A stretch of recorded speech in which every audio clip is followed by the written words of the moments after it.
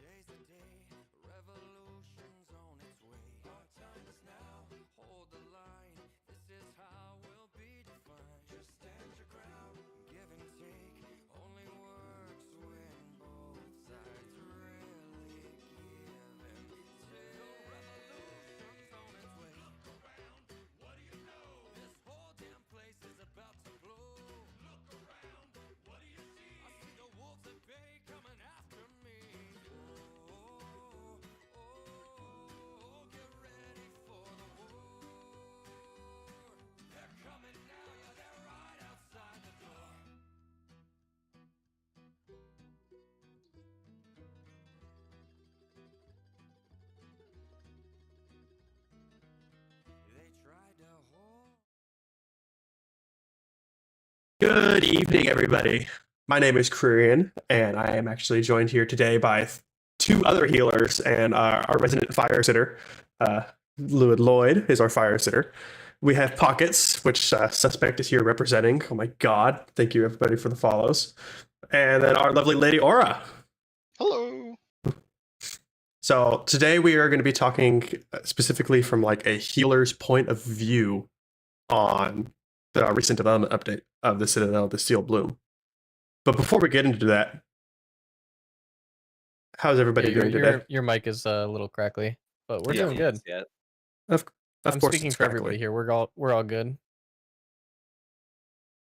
I wouldn't be surprised if it's due to just how much we have going on right now to make this all work. Yeah, but it wouldn't be my stream if I didn't have some sort of audio problem or Your some stream sort of technical stuff difficulty. is inevitable. This has never happened to any streamer ever. You're a Nope. failure. Nope, never in a Yeah. million years. Guys, go easy. It's his first stream. Yeah. We were literally on his last one not too long ago. Literally, Lloyd and I were like the ones discussing the last stream, which was Dude, also coincidentally partially related to Bard, in that it was Yeah. the entire Bard showcase.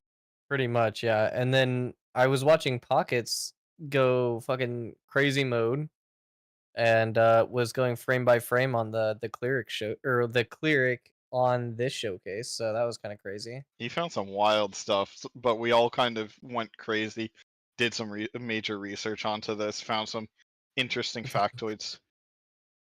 I wasn't Put the lotion planning in the basket. I wasn't planning on doing that live stream until Korean asked me to do it. And so because I had already done some other stuff in the past, like I think that's why he asked me to come do this. And so Well, yeah, because I think one of the first streams I attended of you was the you were doing the whole deep dive on the cleric, and we spent like 2 hours talking about it. So you guys are both Pockets and Curry, and you're both clerics, and then Aura, you're a bard. Is that right? Yeah, I am the resident Bard main. Nice. Ooh. I will make a healer. I will prioritize a meme spec healer, like a DPS. But I'm actually gonna roll tank first in Alpha 2 because I wanna do some tank stuff. But Oh, okay. My plan was the very first test that I get access to play Bard to see how it acts, and I'm probably play Cleric the rest of Phase 1. I was like, I'm gonna start off phase 1 as cleric, but depending on how they do the wipes, especially with how like they're doing the weekends on and off and everything, I'm I'm thinking about hoping they just wipe kind of every like weekend. if they wipe every weekend, I'm playing every single class, 100%. Absolutely. Yeah, But like, if I'm just it's gonna like rotate.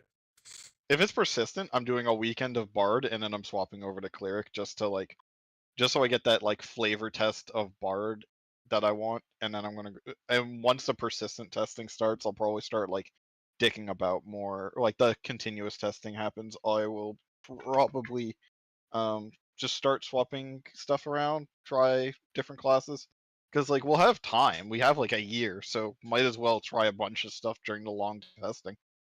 Mhm. Yeah. I will be going some sort of DPS, but um, I definitely want to try, tank. I want to try cleric, mostly because I want to know their capabilities. I want to know like what do I need to do to avoid it in like PvP and all that stuff. So I'm here to learn about everything and kind of like do deep dives on every class and archetype and seeing what I can do personally to maybe avoid their cooldowns and stuff like that. So I will be taking notes of that stuff. And I do like these deep dive conversations that we're going to be having. So based on what you said there, that's actually a reason why I want to go tank. Somebody else said that healers and clerics are going to be targeted like none other. And that's actually like specifically in PvP, they're going to be targeted. And that's actually, I want to play a backline tank, somebody who locks down CCs, controls the backline, to make sure that my healers actually have the space. So that even though I'm not playing a healer or a cleric on that kind of character. That's the whole purpose is actually to help that back line. So that's Have actually a you- really good point that you made because like me and Jamie were talking about like the tank and how it doesn't really feel like a frontliner. Like the fighter feels more like a frontliner to us. And the way that I was looking at like the tank and its abilities and stuff, I was like, maybe it's more like a support class, instead of like, the prop warrior or like the fury warrior and WoW, like where they can like actually take hits and stuff like that. They feel very CC and control oriented, where I think it would be good to play like if you're familiar with League, like it feels more like a Leona or something like that, where you are maybe dictating the engages, but you're also there for peeling your backline. You're not necessarily just face tanking everything. That's how it feels like to me. I mean, the one thing I will say when it comes to like looking at tanks from my perspective and my history with exceedingly weird MMOs, I've played ones where backline tanks all like you actually go and you put your melee DPS up front and the tanks are in the back line to defend the healers, the buffers, the mages, etc. And from there, it's like uh they act as like the secondary line of defense. You have all your DPS as the primary line of your melee DPS as the primary line of defense, taking on the brunt of it, dishing out the damage, very like military-esque, and then you have all the shields and stuff like that protecting your back line. You might put a few shielders up in the front line, you might have a tank in the front line, but also have a tank in the back line to protect. Yeah, for sure. I definitely see them as like a disruptor, like especially like they have the grapple, like the wall is actually like I know that in the Node Wars showcase, the tanks had to choose between the grapple and the wall. They could not take both. And most of them seemed like they took the wall. That the wall is really big and everything like that, but I actually like the idea of using the grapple specifically for that back line.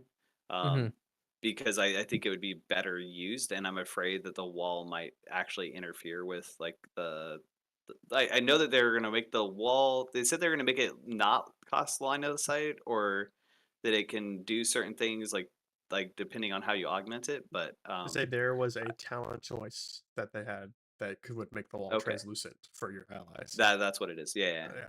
Yeah, but But I think that grapple is gonna be better for the kind of tank that I plan to play, though. I definitely do plan on trying tank out pretty early on because the best way to heal and support your defensive partner is to know what they are capable of. I was like, having the Yeah. wall thrown up just to cut off the front line from all the healers and everything. Like they're Imagine a well-timed wall, like you see the healers in the back casting their Mhm. heal on a target, and you just throw a wall in between it, and it line of sights it. Can't imagine the amount of frustration that would cause. But that's where like as a healer, you should not be like standing still. You need to be watching what the other tanks are doing, what the other like melee front line are doing. There's a reason why Ashe Is starts there a casting while mage moving. about to like cast a nuke like across like from across the field into your back line that you need to dodge? So how did we make this a tank summit rather than a healer summit? Well, I mean, Because So you that's what gotta we be support. you gotta heal your tanks, and we were talking about supporting and stuff like that, and how the tank feels like a We got support. So it's yeah, also I mean, it's also a good starting point to discuss like what the defensive options are of the person you are healing to make Mhm. sure like kind of like what our thoughts are on that, and then we can easily move from there into like what extra options we have to support them. As I yeah, and know, I think it's also really important to point out. Sorry, Korean, but just real quick, I think it's also really important that there were multiple types of bards in this live stream, where Daedalus, who was on my stream, on Jamie's stream the last 2 days, and was saying that he was playing more of like the ranged support bard, while Bucky was like playing for like the bard for the melees and was like really inside the dragon doing all the mechanics there. So the play styles were vastly different, even for like the same archetypes, based on just like um how they spec'd and what their purpose was in the raid. By the way, seeing Bucky on the dragon got 18 total shields out in 2 seconds with one of his He That's shielding is things. sick. insane. 18 shields is insane. Like I counted them. Look, Bucky is my hero for a reason. Yeah.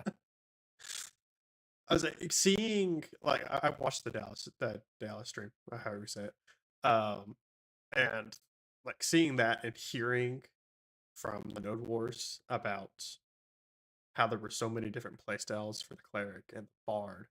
It gives me hope for there's so much personalization and self class identity that you're gonna have that no two people in the same raid are gonna be the same.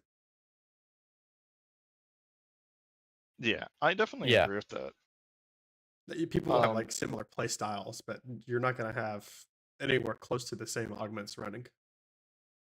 Yeah, you might have somebody who's more spec'd into like smaller, more continuous heals, cleric, or even like spec more into DPS just in general to like be like a hybrid. Because augments are definitely going to allow some crazy, crazy things. Not to mention, like, you get weapon skills, you get, your class skills, and there's probably other stuff that we don't know about. Mhm. Yeah, unfortunately, we can't really do too much speculation because we don't it could be so many different things when we get to like secondary archetypes, augments and all that stuff. So, unfortunately, I can't really think of like too much speculation on that until we get like a more centralized idea of like what Intrepid is going for. Like they've told us some things, but how does that look could vastly change my like initial perception. So I'm going to try to stay away from that conversation, even though it is a very, very interesting one. Um, but yeah, I do. I'm not much of a healer. Uh, I like seeing like what supports can do. So I'm really interested on hearing on like what your guys' perspectives are and like what does that mean for like people in phase 1 and phase 2 and stuff like that. Yeah, absolutely. Pocket, you did do a bunch of deep diving, so why don't we start with some of the healer stuff you noticed that you were like really interested in, or things you noticed that could like really help somebody like get started.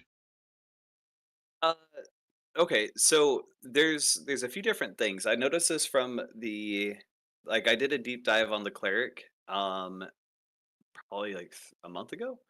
And I talked a little bit about like the difference between in that live stream they only had 3 people in their party. And so the priority for the heals, if you look at like resplendent beam, that can hit up to 5 targets. If you look at divine flare, that can hit up to 8 targets if they're standing inside of it. um I can't think of the other ones off of like, but those consecrating wave can hit up to it doesn't say how many targets it can hit. I do know that the heal gets divided between those that it hits. And so you have your AoE heals versus your single target heals. And I would say that in a group of less than 5, you would probably stick to the single target heals, which would be, yeah, thank you, Query, for highlighting that. Mend, Deliverance, Healing Touch, Shield, and Soothing Glow. Um, and I would say of these, like if you have a small group that you're running with, probably the 2 that you should always be using are Mend and Soothing Glow. Um, the other ones, they're useful, but they're not exactly like mana efficient. And Soothing Glow is a really interesting one. It's basically a renew from a priest. Um, when you cast it on somebody, it lasts for 8 seconds. However, this is where it's not like a renew for the priest. You can either cast it on 3 different people and it lasts 8 seconds for each of those people, or you can cast it on a single target 3 times and then it will last up to 24 seconds on that target. And so you can basically cast it on a tank and keep that heal going on the tank for an extended period of time. And like in this showcase that we're watching, Steven only used it, I think, twice in the 8-man group. I didn't watch enough of the raid to really be able to break that down yet. But he only used it in the party once or twice, and he only used it on a single target. He didn't actually stack it like its main benefit is meant for. Let's say Gotcha. So you weren't able to like really see it. Soothing Glow seems Uh to might have been bugged out actually during this showcase because there's no tooltip on it anymore. It looks like they're trying to rework it somehow. oh, interesting. But we shall I see. What do do you mean know there's no in tooltip on it? Does he mouse over it? He does. So I was looking through earlier, and he moused over it, but did not. There was no stats on it. There was other than mana cost, and I think duration was on By there. the way, Korean, you're still clipping pretty bad. Really? Ugh. Yeah. Yeah, I don't think we're gonna get it perfect because there's also a lot of just technology beyond. Yeah. I mean, I can always mess around with things, but hold on. Y'all keep talking. But yeah, That'd be really interesting. I'd like if they changed Soothing Glow because I do know that they changed Mend. Um, if you want to bring like, are you able to move the stream picture that's up there? Can you move it he's to doing his 20? audio thing real quick. Oh, Hold on 1 second. I do have a topic to ask you about before we move go. on to the mend thing, though. Um, the soothing glow, I think it was an A1, and basically it's just basically a hot, right? And it just has like three little Yes. circles. Yeah, yeah, yeah. So that was an A1, and holy shit, did that grab so much aggro. Just having a hot on like one of your other players, it would like even with like tanks doing their full kit and everything like that, it would really take off like tank aggro management, and like all the mobs would go straight for the healer. So like I think Intrepid are also trying to, think about like what does a healer actually provide to the party, and it might mess up some aggro management if you start doing like overhealing or just put just a bunch of like hots onto somebody. So I find that to be pretty interesting as well. That's actually one thing I actually appreciate that WoW did is things like Prayer of Mending, and I believe they changed Life Bloom to do this as well. The hots on a target, the target is the one that actually gets the hate from it. It's not the caster that did it. And so like now, if a healer is pulling aggro off of a tank with just like a singular hot, I think that that's a balance thing that they should probably not allow that to happen. Now, you will notice in the live stream that Adasha actually pulls aggro a couple of different times because of the amount of heals that are going out. That they are like pulling enough hate out of it. Nice. Yeah, I I like that mechanic actually. I think it's cool. That you can pull hate with a hot. Yeah, See, I think it's really cool. I think you should be able to pull hate with a nuke heal. I don't think you should be like hots are meant to be like really supplemental. I don't think that they should have enough threat Well, they balance. yeah, have enough. But okay, so here's the thing: is like the hot itself was doing a total of like 800 healing over 20 seconds. So like the hot was definitely by far the best heal and would heal the most. I think what was happening was it was actually taking the total amount of the heal and just immediately pulling the aggro rather than like Over considering the the time. amount of, Yeah, yeah, yeah. yeah, instead of considering it over time. I think it was a little bit bugged for Alpha 1, but yeah, it was by far the strongest heal, and that's I probably why it was working that way. I do think healing should be able to rip aggro if you're overhealing, if like the tank is like just dropping HP, not defending themselves well, causing you to overheal, things like that. I think like DPS like overperforming should rip aggro as well, because like balance, it should be a bit of a balancing act of like each person performing their roles well. Mhm. So, like honestly, the better heals, like in that, I would only use Mend and Soothing Glow if you're in a party of three. The better heals to heal with, if you have more than 5 people, are gonna be like Resplendent Beam for 5 people. And Communal Restoration is insanely good. It has a huge range that it hits. It does a small heal initially, and then it heals over the next like 8 seconds or something like that. Um, I just want to it's remind you guys that when we're saying healing names and stuff like that, maybe people don't actually understand what these names are or what the yeah. abilities do. So Yeah, it's probably pretty important to like be like, it looked pretty like this and it do this thing before. So I can connect Is it that to coming other. from DPS standpoint right there?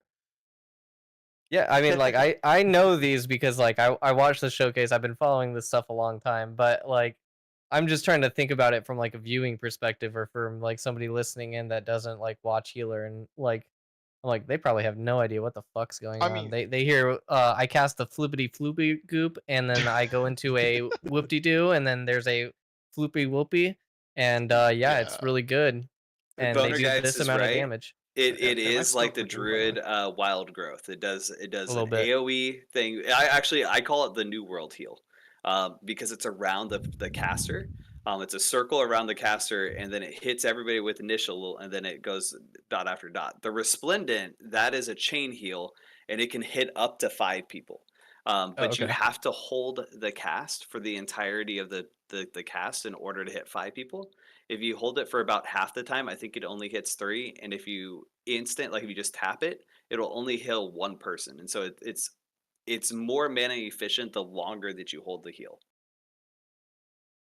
And then Mo- Divine Flare, that's more like if any of you guys have played Dungeonborn, it's kind of like the priest heal in there. You put a reticle on the ground, and it has like 2 seconds, and then it will go off.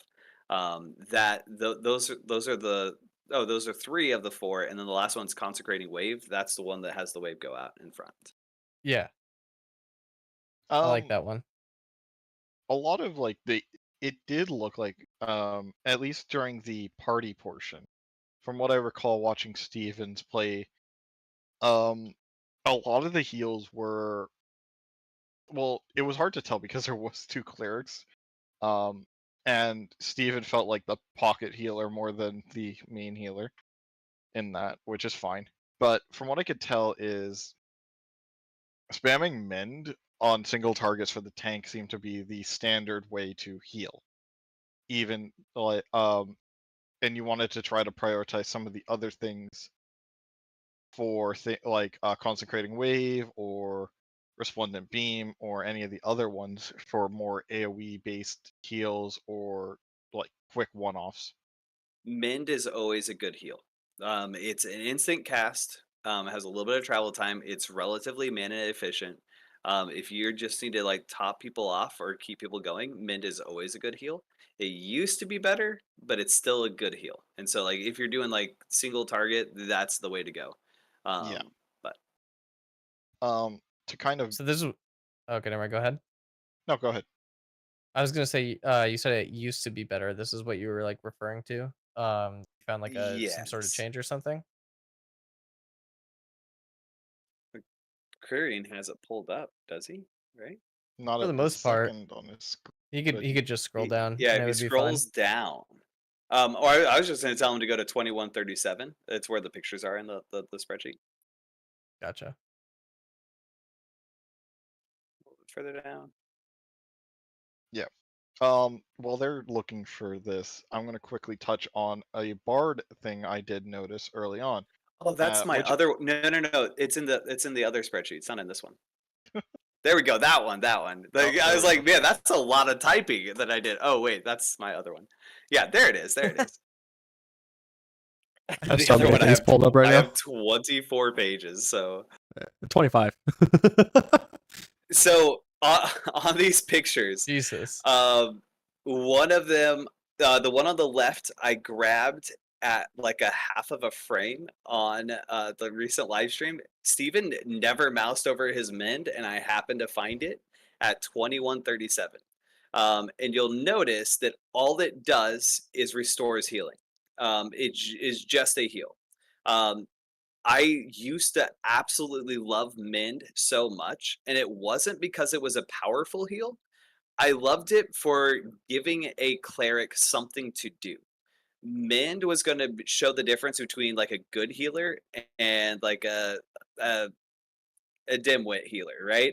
Um, Mend allowed a cleric to actually monitor and help their own mana. And so you would have wanted to interweave mend between all your casts.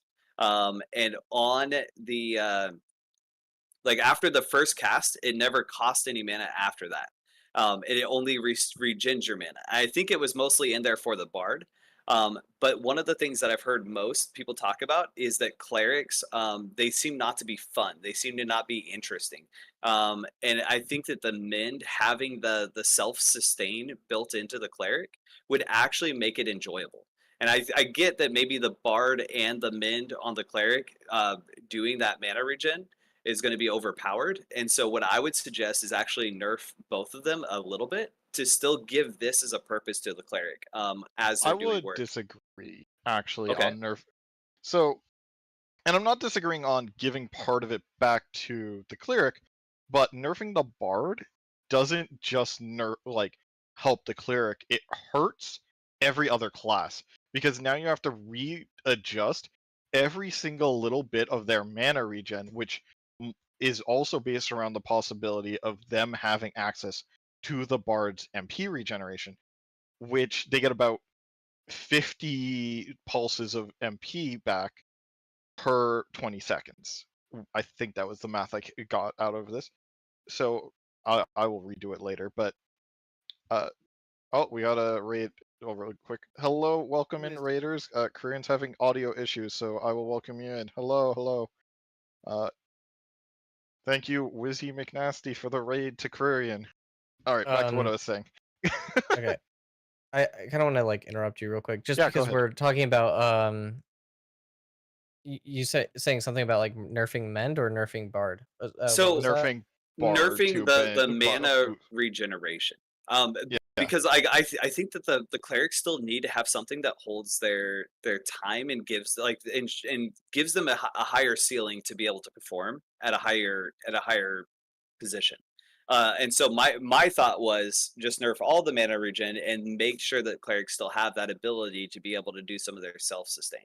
I think you'd Gotcha. still want a bard, but it would make a difference. It but what So I for was the viewer's perspective, the first Mend tooltip said it takes 20 mana at 35-meter range on a 3-second cooldown. Instantly launch a healing projectile toward the target ally. Each charge of this ability consumed after the first has no mana cost and restores an increasing amount of mana to the caster based on the number of missing charges. Consecutive uses of the ability will gain bonus healing. So basically, the longer you cast Mend, the bigger the heal at no mana cost. The second one would be Forta. The change, the nerf after that, is it costs 40 mana at 5 less range, so 30-meter range, 3-second cooldown, and half a second duration. It will instantly launch a healing projectile towards the target ally, restore 100%. Uh, that could be like ability power I think it's or ability something power, like yeah. that. Yeah, and then multiplied by healing in health upon arrival. So that's one thing that I don't like about the tooltips in its current state. It doesn't just state a number relative to like the number. Like it could say like this is where I would rather tooltips be like leagues where yeah, it could be 100% magic power, but like it tells you what the magic power is as well. And then it like tells you what the total healing will be on that. So I think that's what's missing in the tooltips. So it leaves us questioning like, is this a nerf? Is it a buff? Like it seems like a nerf because it costs more mana. It doesn't, it's not consistently casting infinite mana for free, or healing for free.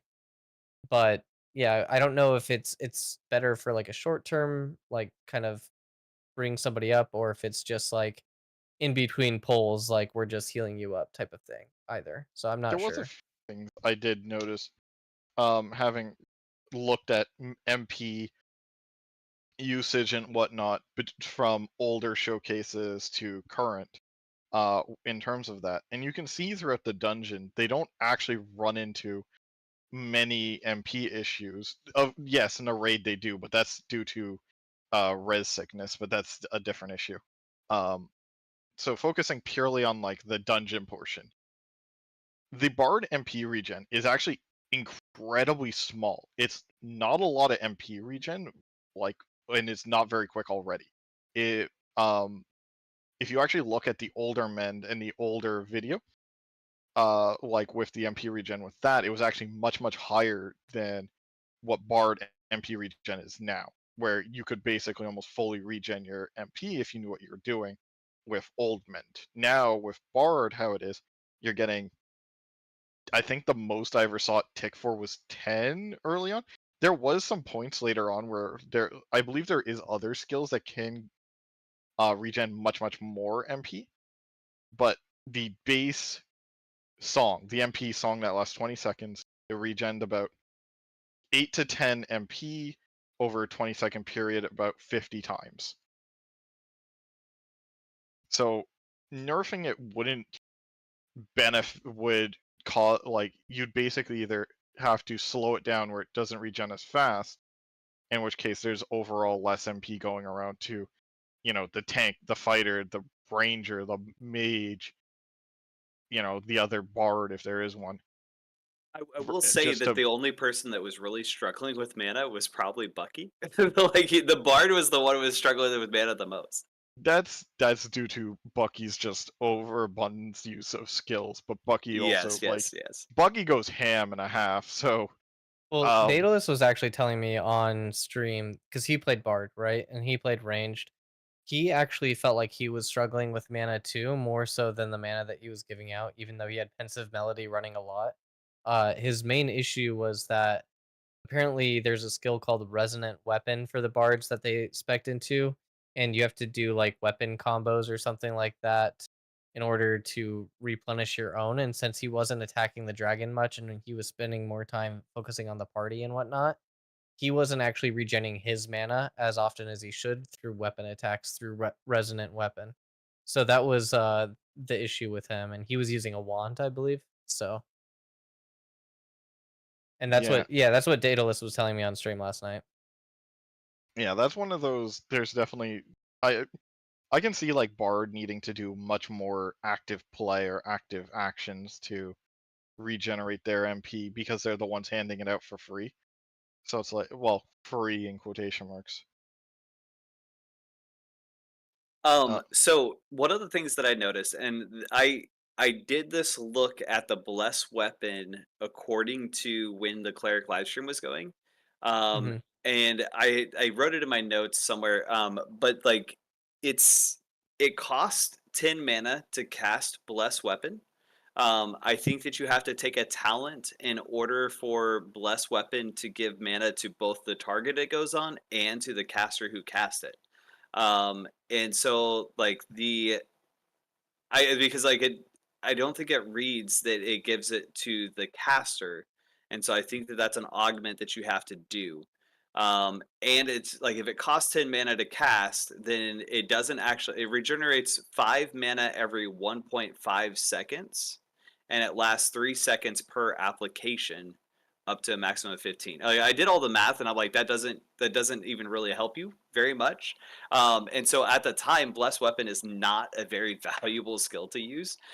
Yes, it adds like bonus damage and stuff, but I would like to see Bless Weapon more of like a 5-minute buff and have it reduce in what it does. Like one of the things WoW had did this early on. When you looked at Paladins buffing felt really bad in Classic because it was 5-minute buffs. Everybody else had 30-minute buffs with an hour uptime. And the 5-minute buffs, every 5 minutes having to change that out. This is the same kind of thing with Bless Weapon. I feel that a longer time on that would be better. And I like honestly, with it costing 10 mana in order to get mana back, I don't think it's worthwhile. That's why I like the mend juggling more than like the bless weapon option. Am I finally Yeah. back? Am I Did you good? finally get it working? It's better. Oh my god. Thank God. It is you still not. like I have went through so oh, many settings right now. you're still kind of crackly every now and again. Oh my god. It's okay. It's so much better. Yeah, it is immensely better. Um, I was like about to say, like, if you weren't back in the next second, I was gonna be like, why don't we take like 5 minutes and go get your audio? But Well, yeah, it's only gonna happen while I'm streaming. I don't know why. So I gotta figure something out while I'm live anyway. So here we are. You guys have fun. yeah. Hello, welcome to Welcome to streaming, ladies the- and gentlemen. Nothing ever goes right.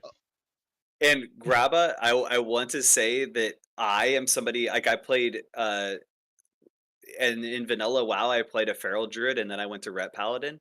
I am a meme spec healer. I absolutely love playing the meme specs and the DPS. I'm already looking at a melee cleric that I want to be up in the shit and doing melee DPS with the ability to off heal. So you say DPS cleric, I agree with you, Are and you that's gonna also sword and why I board? don't like bless weapon. He's Are you doing the gonna Fanta MX build. You gonna sword and board cleric, or are you No, gonna mace no. shield? I want a two-handed mace. Now I don't think they're gonna have them, so I So need you to want a figure. warhammer? I do. I want to be up there. If I have to, I'll use a two-handed sword. I'm okay with that. But I want to be doing like my intention is to do that, and I want to try and make it so I will be going that direction. I Hmm. mean, that's fair enough. I was going to go dagger bard anyway, so it's not like you're going anything crazier than I was planning on going. I mean, if resonant weapon is working the way that Daedalus is saying, attack speed sounds pretty fucking OP on a bard. Absolutely. Daggers with bards would be pretty sick, right? Yeah. And I just wanted to meme around, pretend to be a rogue, and not actually play rogue. well, I was actually thinking about doing like a rogue bard, like a charlatan type of thing too. Like I thought that would be pretty cool. Um, I don't know. Absolutely. I want to quickly touch on a small thing I did notice on Bard before they pulled, which some people might be like, that's obvious, but for me, coming from Guild Wars 2, it's not. Which is, you can watch Bucky go and play Cheerful Melody before the encounter starts, and it stays into the fight. Guild Wars 2, if you pre-buff at all, the moment like a big encounter starts, it gets cleared off of, which is where I'm coming from. And that's why for me, I was like very excited to see pre-buffing is not just like a small thing. It is almost like expected, where it's like, you get your song up, you go in and get ready. And having that like the HP regen going from the get-go, gives you that, like, might give the tank or the other cleric like a momentary reprieve before shit hits the fan. Yeah, I think cheerful melody is meant to be like a yeah, it's like a little bit of a hot in combat, but like out of combat, it's supposed to be like able to keep your uptime in between different pulls and stuff. So I think it'd be weird if it just cancels in between each and every pull. And I also know that they were level 20, so they had enough skill points to either choose the crescendo or the counterpoint uh skills, which crescendo, if you didn't know, is like the one big you choose one melody and it gets stronger and stronger as it goes on. And the counterpoint is like you can use two different melodies and kind of like make those go. So So the first 20, 15, 20 seconds, he's pre-buffing with cheerful melody to get it up. And then as the fight starts, he does his second melody so that they can start getting mana. So that when everybody like blows their load on the very first pull, they are instantly getting like mana regen after the cheerful melody. So that's one of those things that like Bucky is a god gamer type of thing that I'm like, wow, this guy really thinks about like engagements and like how you enter the fights and all that stuff as well. So like that to me just speaks volumes of just knowledge of like how the archetype works. I want to address what Life talked about that I just said in there. Mhm. Um, I need to be upfront. I do not have Alpha 1 access. I will not have access to this until Alpha 2. All of my information that I've gotten is just from watching the streams at very slow speeds and breaking them down like yep. frame by frame. Mhm. Now, that being said, most people have said that the cleric does not look fun, is what I have seen as feedback. Now, when I went through the stream and I I'm was one of those watching it, people. I've played Resto Druid in WoW. I played Priest in WoW. I played full support Priest in Ragnarok Online. I played a lot of healers. This is like in just watching the stream. I think this looks so incredibly fun. I will tell you that a lot of the mobs, like if you look at this pull here, he's about to chunk one of the fighters to half health with a single hit because the fighter pulled aggro. Like that, it happened to be right on time. Look at that. But like, there's enough damage that's going out that you have to be on your toes. Hey, Tego, you have to be on your toes, and like there's so much interaction of like which skill to choose when. Um, and I already have a good idea of how I would do it and which skills should be able to be used and how I would use them. And I have a good idea of how not to use it. And so, like, I do think that I think the cleric looks fun, but I've heard a lot of things otherwise. But I actually don't know yet, so I will find out. So I I I'm feel also like don't. I'm I with don't know if that. that was all deliverance, or I think that's what the ability is called, right? But I I don't know just if that was hate all deliverance. deliverance, but there was also a fighter ability. There's two. There's Berserk, which like is the god mode thing that they joked about on the fighter one, and Blood Fusion, which like the amount of damage output that you put out will also be like kind of like a life steal. So I wonder if that's all deliverance or if that's some of the fighter skill. I didn't actually pay attention, but I did notice a massive increase in a heal, and I know deliverance can on like a full charge too. So I think um if I go back, could be playing parts. um, we I think he got like a half deliverance cast out, but I believe yeah, he never completes deliverance in the entire stream. yeah, but like deliverance there healed for 700. Don't even get me started on that. I started to like anticipate where he was going to release his deliverance early. His deliverances on average healed like 600. Yeah. But full held deliverance can heal for 2k. And one of the greatest things about this game is while you are casting your deliverance, if you notice the tank is going to die and you don't want to release it, you can throw flash cures, and you can throw up to 3 flash cures within a deliverance cast. And so you can actually make sure that the tank doesn't die and let your deliverance cook. Like that is the biggest thing. Can you swap targets with deliverance channeling? Yes. Yes. What's So There by the way, there is mouse over heals. And what I noticed in the cleric live stream, he has the tank targeted and he accidentally mouses over the raid frames and he's pumping heals into a target that's at full health and the tank's like dying and he's like trying to heal. But mhm. the mouse over is what causes that. So I also noticed in the cleric live stream that while you are casting, you can switch targets, and I think it goes to the new target, Yeah. which I don't like. I like to be able to cast my heal on the person that I want it to stay on. I'm I don't hoping want to that's a Mhm. setting. switch and have it So go. But pockets on your stream the I other day, wonder we how much talked of that about is this. intentional. I say think what? I said on your stream the other day we talked about this. Yes. But I absolutely love that mechanic. Being able to target your tank and cast a deliverance. And while that deliverance is going, you could heal your DPS. And if your tank is fine, being able to change the target of that deliverance is huge. Yeah. I I'm Because old. there's such a I'm old, huge and my brain bandwidth just does. I don't want to do that. I want it like I've done I it don't know. both ways, and like it depends on like what I'm doing, what I prefer. I'm of the opinion that as long as it's a setting, it's fine. That way, like people can. It's like, yeah, don't do mouse over, don't change target, because even in Guild Wars 2, you have the option to turn off oh my god, I can't remember the word, but adjusting your target to like when you retarget, it doesn't change. So it's like, if I'm targeting a heal onto one ally and I change targets, it doesn't change. It will complete onto that ally that it was already targeted on. And some people prefer it one way, some people prefer it another, and it's always nice to have the option. the skill cap though is would be huge in that regard. Yes and no, because like if you being able to click on my tank, push deliverance, click onto a DPS and go start healing them with this thing and then click onto something else. Maybe the same as mouse over for somebody else. It's like, yes, I'm committing to like a heal with somebody, but it's also for some people I might be easier. I know what you're talking about, Korean. How old are you, Korean? I'm 23. I also See, and that's it. I also That's have it. Okay. ADHD.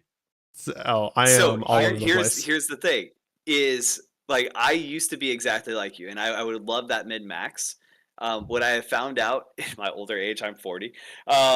In my older age, I found out that my brain doesn't work like it used to, and so going back to the basics and keeping it simple and not like yes, I know that I'm not able to hit what I was able to hit back then, but I know that I know that by keeping it simple, I'll still be able to compete, and that's Mhm. where I prefer it my way, and you prefer. I understand now. That's fully it. Yeah. And I'm just here going about to play Bard where everything's most like basically an AoE heal. Like fuck your targeting. I'm just gonna cast an AoE the size of, Mount Rushmore. But being able to have that deliverance casting on the tank, being able to flash shield the tank, being able to flash shield other targets while you're casting that, and then if your tank is fine, being able to have that fully charged deliverance put on somebody else, so you're not wasting that time you put into deliverance on a tank that's already at full health. You can just use it to top somebody else off. That's what I'm talking about. That's like where your skill cap's going to be. So rather than over I'm healing and how that's looked down upon. yeah, I- I'm 31 and I'm with Quirion. I do think adding more skill expression into the game will create a longer longevity for the game. Just because the way that I've been noticing, like the younger generation, the games that they play, a lot of it is skill oriented, skill based, and like unfortunately for the people like me and Pockets who are aging quite rapidly, um, it I think for the success of Ashes of Creation, they need to at least, even though they're trying to catch that feel of like an old MMO genre, I think they should design the game geared more towards the younger generation. I that's why I said it needs to be an option. It should be both. There's no reason it should be exclusively one or the other, because you're But it going to should get give a people. competitive advantage to do it the easier way, is what I'm saying. No, well, it's not going to be. No matter, like, if you have it where, mouse over's turned off, then you are automatically nerfing yourself because you are losing an ability of skill expression and the ability to like quickly heal while like large casting. I would be fine if it doesn't give somebody a competitive advantage for doing something easier. Like point and click stuns is something that I'm usually against as well. Like I Yeah, would rather I them have like a templated ability like that consecration circle that they just placed, or like a line skill shot type of thing. Something along those lines for like hard CC and stuff like that. I would much rather be a skill expression rather than just a point and click haha I stunned you type thing. yeah, I definitely agree with that. But that's why I'm saying like, and even in my old example of like turning off retargeting, that automatically locks you in, which is, while it's simpler, is a much worse version. Mhm. So no matter what, like turning things off will not ever buff you. It will only hurt you, but it does make it simpler by default, I just would be due fine to with the that. nature, just due to the nature of how it is. Absolutely, having like being able to mouse over heal and like redirect target and stuff like that, where it's like a potentially higher skill cap. Absolutely, you should be able to benefit from playing at a much higher level using the higher level options. It's the same as like playing Street Fighter with classic controls versus modern controls. I play like, I fought people who have the modern controls turned on and I whooped their ass. But the moment I face somebody who's like, actually working for it with classic, it's like I get my ass kicked. Mhm. So it's like it's the give and take of like, yes, you get it easier, but you have those limitations naturally placed on you due to the nature of how it works. Yeah, and I'm this is probably gonna be like the last thing I say on like skill topics and stuff like that, since we are trying to be more of like a healer summit. But I think Grab of we're the being Butt, at everything which summit is at this point. a beautiful name. Grab of the Butt says tab target fortunately allows any age to play. You focus on a younger demographic and you lose your older. Well, the thing is, with the hybrid combat, the soft lock targets for action combat basically still acts like tab target from what I've noticed.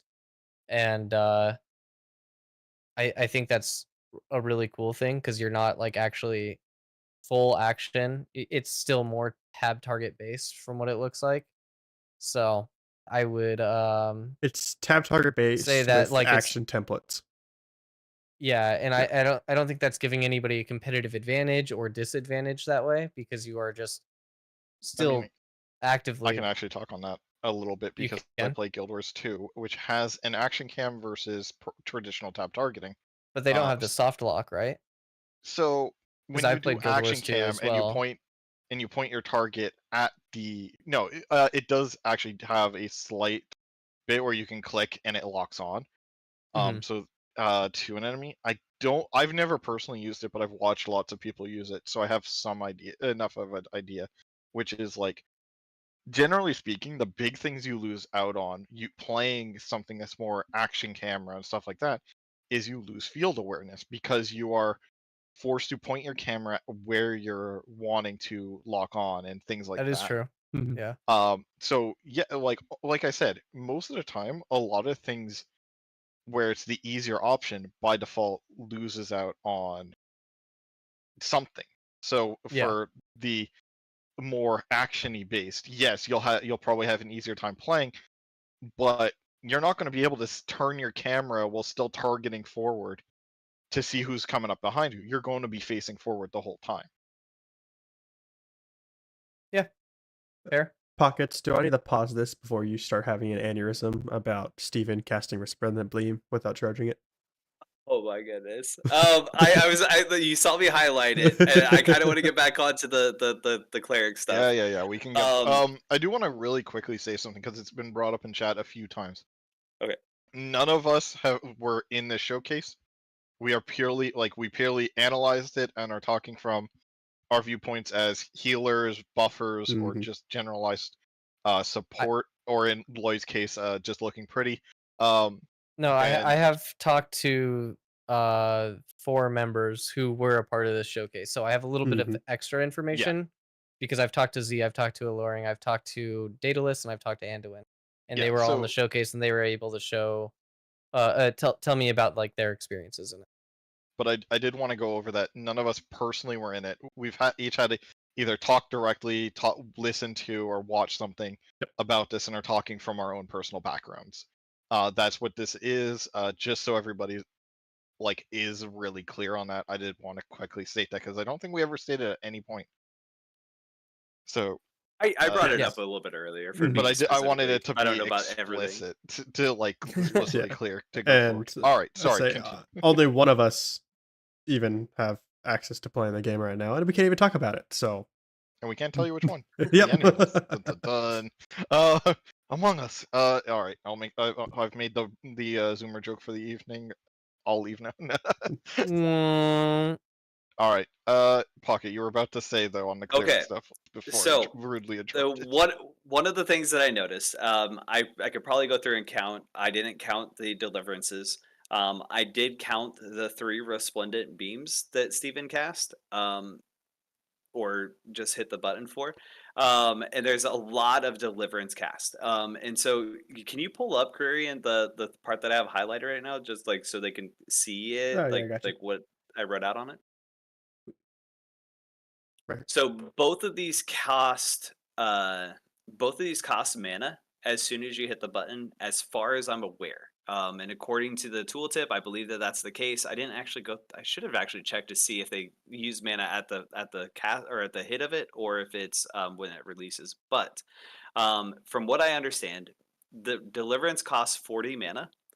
And if you release it early, it's not like a holy paladin heal where the heal goes for the entirety of the time, and then at the end of the cast, then it goes off.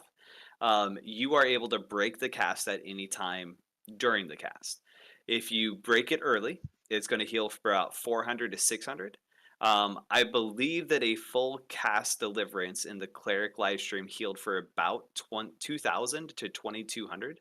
And so it has a whole bunch of healing that comes with it, but both of them cost the same amount of mana. Whether you release it early or you release it late, I believe they all use the 40 mana. And so this is where, like in WoW with healing meters, you always looked at your overhealing because you never wanted to be an overhealer because that's not effective healing. However, in this case, since both of them cost the same amount of mana, you might as well pass deliverance for as long as you are able to, and make sure that you at least top off the person that you're trying to heal. Almost every single time that Steven healed with deliverance, he underhealed. He did not top off the target he was healing, and he always released at about 40% of the cast. Resplendent Beam is even worse because you can cast Resplendent Beam as an instant heal, and you will instantly heal a singular target. However, I think it's only like a 1 second cast time. It costs 50 mana whether you hit the button instantly or whether you hold the button for a second. It's going to cost 50 mana either way. And it will hit up to 5 targets if it's fully cast. And so like that's really hard to watch that because it's not a long cast time. It's not like a 3 second cast or anything like that. And you can heal up to 5 targets with a healthy heal. And you're going to use the mana either way. So you never want to use it as an instant cast. Hold You there for have half Flash a Cure for second. that. Like even half a I- second will Yeah, hit 2-3 half targets. a second you can at least heal a couple targets. Like something. It drove me nuts. There would be one reason you would use it as an instant cast, which is a desperation move to try to Yes, Oh, break yes. it down. Button. Yeah. There's always And situations. that's fine. That's always fine. I'm okay with that. But But Maybe like, he's yes, I five-head. mean in the general, like, like that's the only time you usually like pop things where it's like, you know, to you take the skill from Final Fantasy 14 on White Mage, Tetragrammaton, which literally translates to 4-letter word, which is shit. Your oh shit Interesting. button. No, that's for real. That's like what it actually be, That's and funny. that's an actual skill in the game. Maybe So- he's just 5-head and he just didn't want to pull aggro because of his super awesome heals, and so this could be he was 5-heading the mob aggro hate meter by doing so. I don't He think this is could. the I case, also but I'm just think- saying. I think that while you're casting Resplendent Beam, I think that you can also hit Flash Cure on that heal while you're casting it. And so, like, if you do need an instant heal, still hold the Resplendent Beam. Yeah, so I know actually, at least you could do that with Deliverance. I don't know if you could do it with Resplendent Beam or not.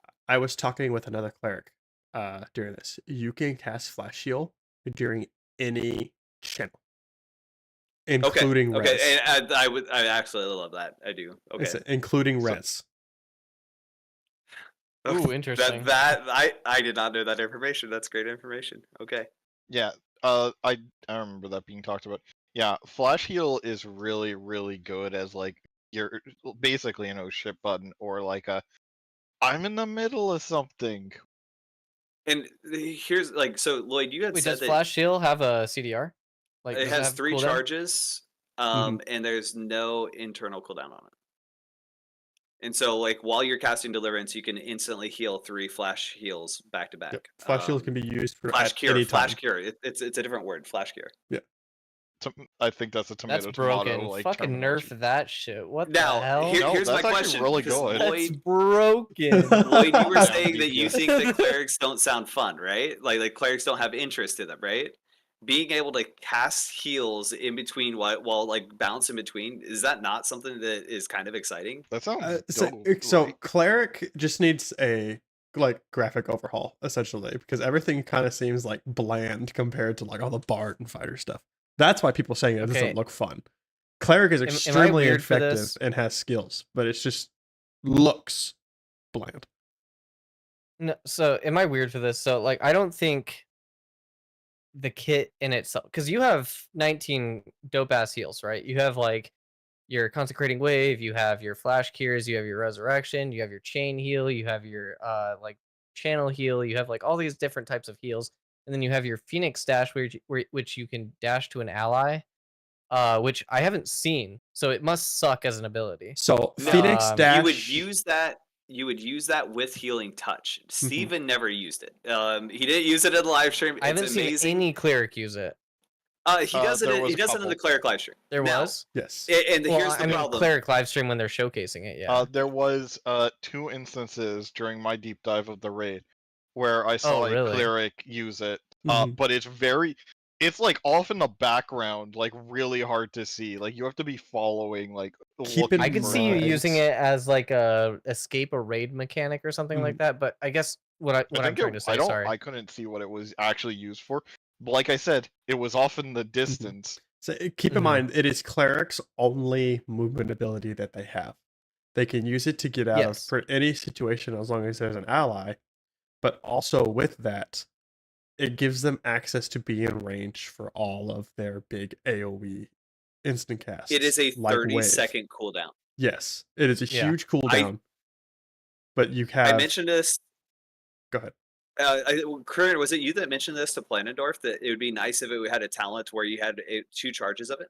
Yes, I was like one of the Okay, all augments right, yeah. to have Yeah, because charges. Bard has 2 charges of Flourish, Yep. so I mean, that would be nice, and it would be nice if, it had an option to if you don't do it to an ally, maybe it's a longer cooldown or it takes more mana or something like that. Oh, so you're thinking about like My being able to free main cast it?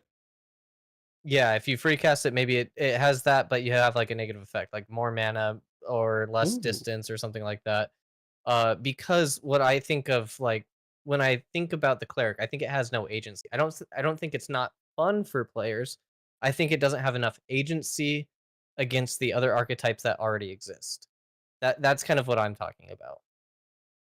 Like, it I has no way to escape a fighter. It has no way to escape a ranger. It has no way, like, it just hopefully you out heal and kill them before they kill you. Like that, like that's how I view the cleric at the moment. Like, Mhm. and I know the game's not being balanced around solo play or anything like that, but my consistent plea for each archetype to have their own agency is for if they get ganked in the open world, they need a way to outplay other players even if they don't win the engagement. So like if they need to like do a stun into like a dash away, like they could do that. Maybe they like some way to outplay other archetypes in the open world, so that you're not just, Cleric dependent also on other has. players. Don't forget, cleric also has its shield. It has defiant light, which is like it's saving grace. If you've played WoW Priest, it's the guardian spirit ability. You cast it, Yeah. and if you die, you get healed instead. The Yeah. shield costs health of the cleric, and But so like, isn't the and then can you cast shield? it on yourself? I thought you could cast it on yourself, and I thought the shield was more than what you lost. I Maybe. had the wiki up. Let me check it up. that's Eh, one of in terms of like the cleric agency, I can kind of see what you're getting at, where it's like it feels like bard and fighter and a lot of classes can just kind of like waltz up, do whatever they want, or like run away if need be. Which Defiant Light is heal target ally, so not yourself. There you go. So yeah, no, so the only thing we have is that, but we can't only use it on an ally. So yeah, we're Yeah. sitting ducks essentially. Other than we do have our own like stun and You everything. also have Barrier, which is sacrifice 25% of your max HP and apply that to a temporary health to a target ally as well, and it does not stack. So basically, I guess if you want to think about these things, uh, any ability that an archetype has, it's not supposed to stack. So if it is stacking and you see that in game, and if you guys are in alpha and you see that and you see something stacking, it's probably a bug. Report that. Mhm. Yeah, there's no bard buffs supposed to stack. No healing buffs are supposed to stack. Yeah. Including clerics. What is it? Soothing something. Soothing glow. soothing Uh, glow. if another cleric casts it on somebody, it only increases the duration. Gotcha. It does not I do think another one. I do have a question about that. So obviously, like stats are going to affect how much something heals for or whatnot. So let's say, for the sake of conversation, um, Kurian, you have a build that's built around maximizing heals, getting the most out of them, and Pocket has a much more DPS oriented, where they don't heal as much; they're kind of weaker. And Pocket has his own soothing glow on him. If you then cast Soothing Glow, would it overwrite it to the higher heal, or would it stick with Pocket's lower heal? I think that the higher heal should always overwrite. I agree with that. But the other side of that also is with how Sleuth Glow may work is since it's a heal over time, it may take mine and his, add it together, and then spread it out across the duration. Or it could just take the first soothing glow duration, and then once it ends, then it takes the higher heal. Like yeah, I Mhm. don't know how that's gonna work. Yeah, and it goes the same with Tearful Melody, where it's like if you have two bards casting it, it's like which one's healing is it going to be based off of, and that sort of thing. And I think that's something. And the reason I bring it up is I think that's something that when we do on October 25th, or for me November 8th, get into the alpha, we should try testing out, see Oh, I will which be. I promise. we should see which healing actually takes effect, if it averages them, or what the actual result is. Well, Mhm. to respond to Threther chat, for the higher heal per tick versus the higher duration, whenever you use Soothing Glow and another cleric uses Soothing Glow, it only increases the duration. It doesn't do another effect. So again, that's why we were saying, like, I think it should always overwrite to the highest HPS, and then that duration just gets tacked onto it. And the But I can other thing about this is the reason why this exists and why it shouldn't feel bad is because you don't want heal ball zergs and them just having infinite heals and like it just keep on stacking, because then they would never take damage. They would Yeah. just roll right through content. It just would not be fun. Well, keep in mind, So that's the reason why that exists. cleric's only heals that we'd have to worry about stacking is the shield, Defiant Light, and Soothing Glow, and Blessed Weapon. Yeah. Like those 4 abilities. While Defiant Light and Shield are both extremely strong abilities, the chances of those overriding somebody else is very slim because they're such long cooldowns. While Soothing Glow would be the only one you have to worry about, but everything else in the healer and the cleric's kit, for at least raid stuff, are just long cooldown, huge AoE heals. Like Restoration is the heal with a hot over time afterwards too. I forgot about that. That would probably Yeah. be one. Mm-hmm. There, But doesn't that have a and the target reason cap? It doesn't say so I on the think wiki. it's 8, up to 8. Maybe you can heal more. Maybe I was saying, I don't know. if there's a target cap, then if there's others in range, I think it would put the buff on them instead. It just but- says grants temporary HP equal to 10% of the target's max HP. Also heals for 30% healing every unknown second, lasts 5 seconds.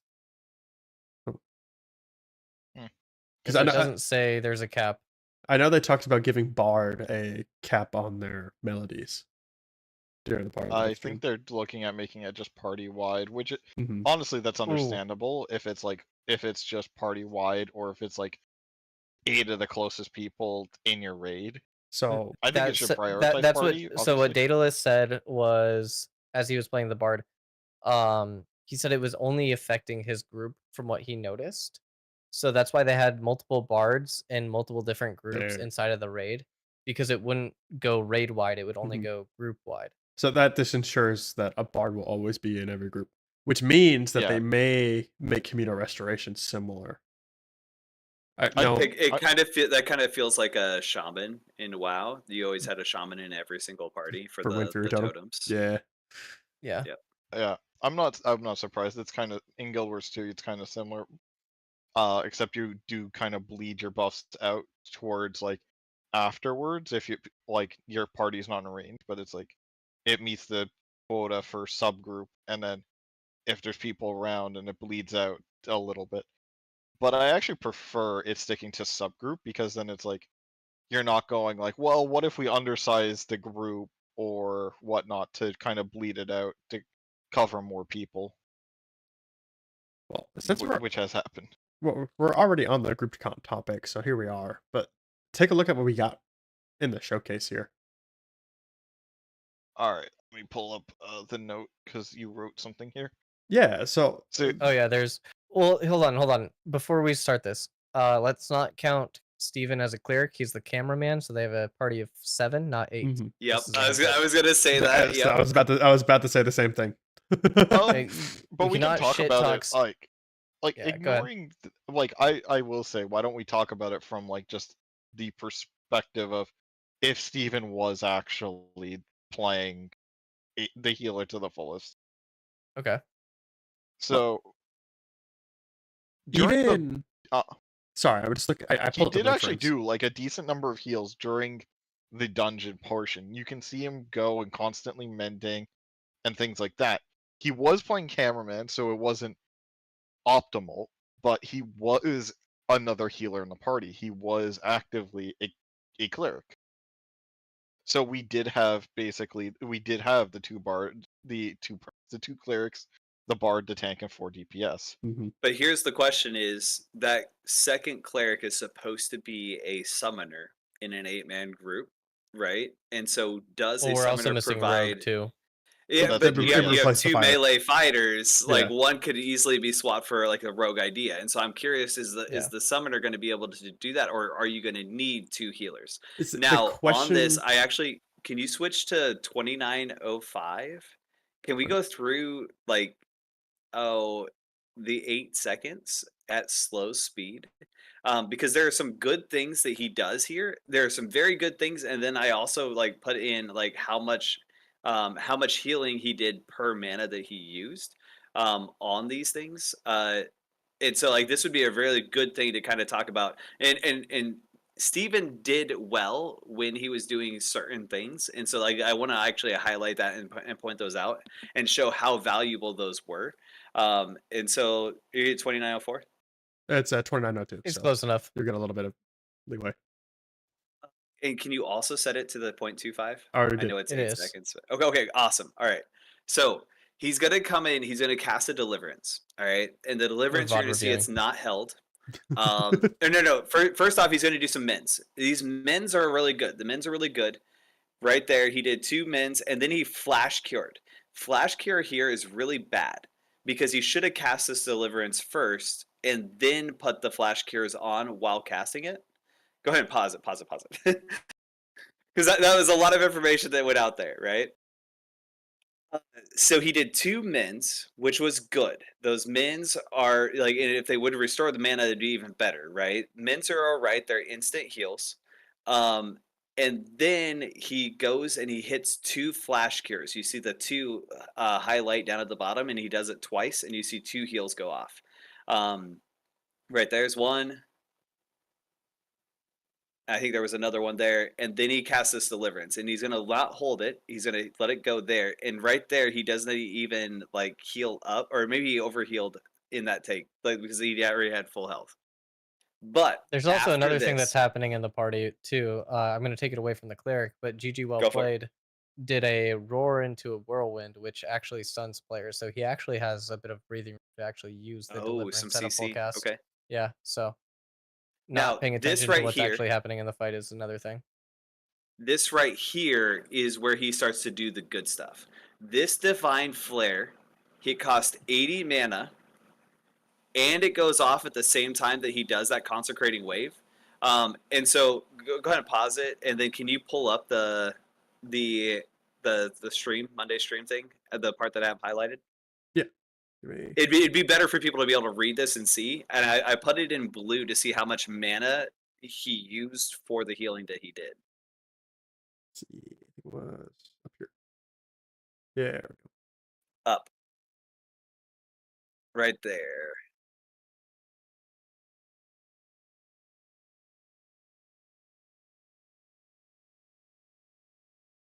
Oh, the heals per mana? Is that what you're Yes, the heals per Okay. mana. That's what we're looking at. So the mend was good. The flash cures were bad, right? You never want to flash cure alone. He should have actually, even if he let that deliverance go early, he should have flash cured while casting the deliverance, because that cast time doesn't change, and the 40 mana would have went. And so that deliverance was only 11 heals for the mana that it cost him, which is not very good at all. That divine flare though was 60 heals for the mana that it cost. It was 80 mana, and based on how much it hit and how much it hit for, that's 60 heals per mana. So it's so good, and comboing it with that same hit of the consecrating wave at the same time, that was 47 heals per mana. So that healing over that like 2 seconds worth of time was actually huge. And then can you fast forward really quick to 35:17? This is like the most fail consecrating wave I've ever seen. So Sorry, Steven, but we have. But yeah. I want to welcome show to the it Healer Science. Summit where we're because critiquing consecrating healing. wave cost 220 mana. That's huge. Now, if you look at everybody's health right now, It's all almost full. There's no reason why, like a couple mins on Usul. That's what you do. Now, All right, I Madasha view that it actually looks heals. pretty, so Yeah, yeah. Madasha heals and tops Usul off, and so nobody has health. Go ahead and hit play.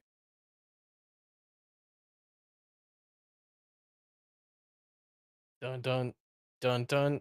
Oh baby. That costs 220 mana, and it healed nobody. Oh, Usul was out of range, is what it was. Usul was too far away because he didn't move forward, and so he got 0 heals per the mana that was there, and it would cost 220. It's I saw it, and I'm like, oh, it feels so bad. When you cast Consecrating Wave, you want to make sure that you are in range of the people that need the heal, and that you don't move too far forward or too far back. Like you want to know where they're hit. I like how you put it on a replay a couple times to just show it. I will say that's also something that like I'm really loving about this game is like positioning matters. You know, you run away from your healer, you are going to die. If your healer does, if you as the healer do not stay with your party, everybody He did dies. heal though. That was plus 722 to each of the people that it did hit. Like that's But crazy. Yeah, it's all most of them were overheal. full. That's Yeah, all overheal. yeah, but So. like if it did hit, that's like an insane heal. Yeah. Yes, yes. Also, one thing that I'm not sure of, and I I don't even know if I want to say this, but I've noticed that he either had like 90% crit rate on his healing, um, He was or GM mode activated. That's why. I don't think it Mhm. affects his crit rate. Maybe it Should. does, but I don't think that it does. But he had a few Ooh, heals where he healed 100% all of the heal targets crit. I Um, wonder if he had a spear because Anduin was saying with his spear, it would increase hit chance and it would do hit chance on both physical and magical crit. he had So, Mace and Shield equipped almost the entire time. Yep. I oh never well, saw He him. then had never Mason mind. Shield And equipped the entire And time. it's not related to the spear then. Never mind. yep. Okay, Okay. unless Mace has a weapon specialization that increases crit as well. You know that could be a thing. It For could the also he could last, also like he But also had I very don't know what a unique Mace gear, has. I so he said the could have had last thing we've like heard is heroics. that Mace doesn't even have its own skill tree yet. It uses the sword. Unless you're Steven.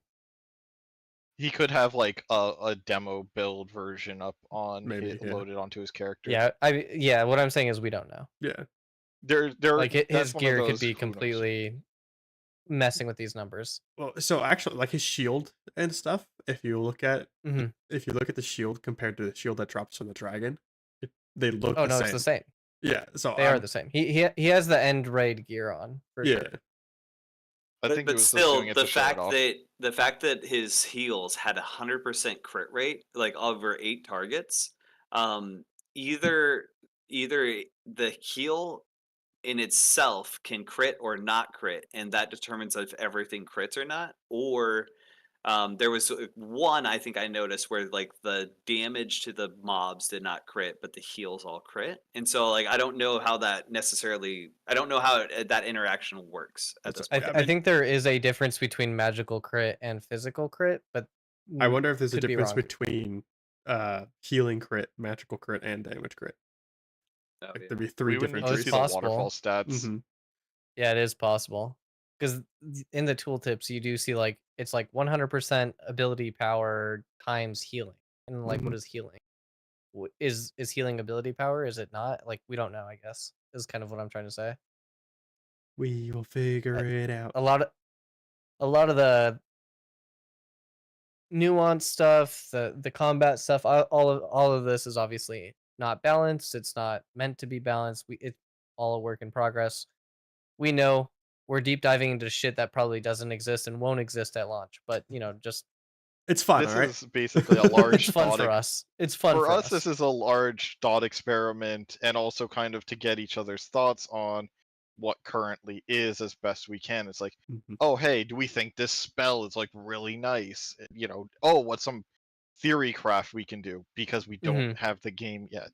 So it's And also really good from a perspective for us to do a healing showcase like this and healer summit to kind of discuss from different points of view what well, yeah, thoughts the are. other thing that I think about is like we can kind of gather like what their intentions are, regardless whether it's in a unfinished state or not. we can kind of like see the direction that they're going. Like, okay, yeah, they have intelligence, they have wisdom, they have all these things. It kind of reminds me of like Pathfinder D&D stats. So like we can Mhm. kind of like think about what is their design intention around balancing and skill usage and how these things affect the game. I think it's important for us to like kind of like understand it at a fundamental level so that going forward we can help with the design and balance going.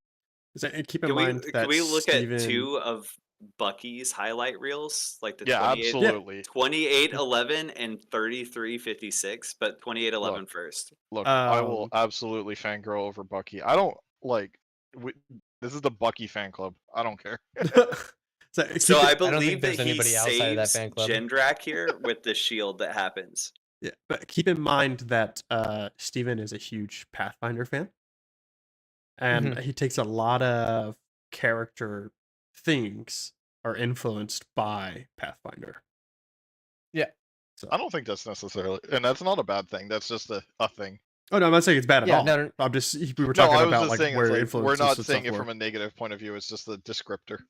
yeah. So like with the young dragon and stuff like that, like it definitely seems like it's coming from that type of generic fantasy lore and kind of incorporating that into Ashes, and I like that Mhm. personally. Look, I know I there's could. some people that have criticisms on that, but I personally like that, and When, This, obviously when they this has isn't a a said lot of dragon. This young, is influence not. on Ashes. they said This isn't young a dragon adult summit. red dragon, and now we're like, oh Yeah. god, where's the ancient one? Where's the It's elder? a Alright, Where's the Where's the ancient? elder? adult Where's too. the So yeah? there's adult, What elder, mechanics do they have? ancient. There would also technically be like a young dragon. There's lower tier ones. Mhm. So Like, are we about to? Alright, so you notice in this that 4 people have a shield that just popped up on them, Yep. and you see Jindrak is so low, and Yeah. so this is where Bucky comes in to save the day. So if you hit play here, you're gonna see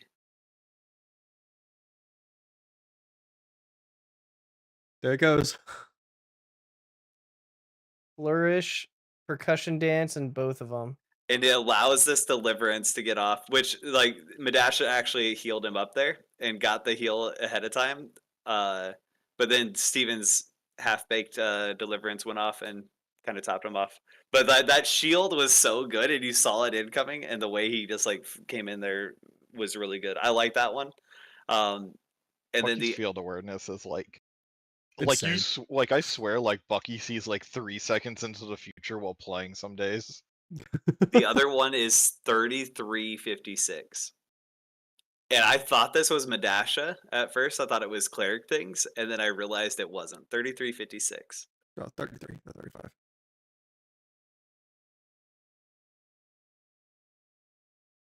Is it 36 or 56?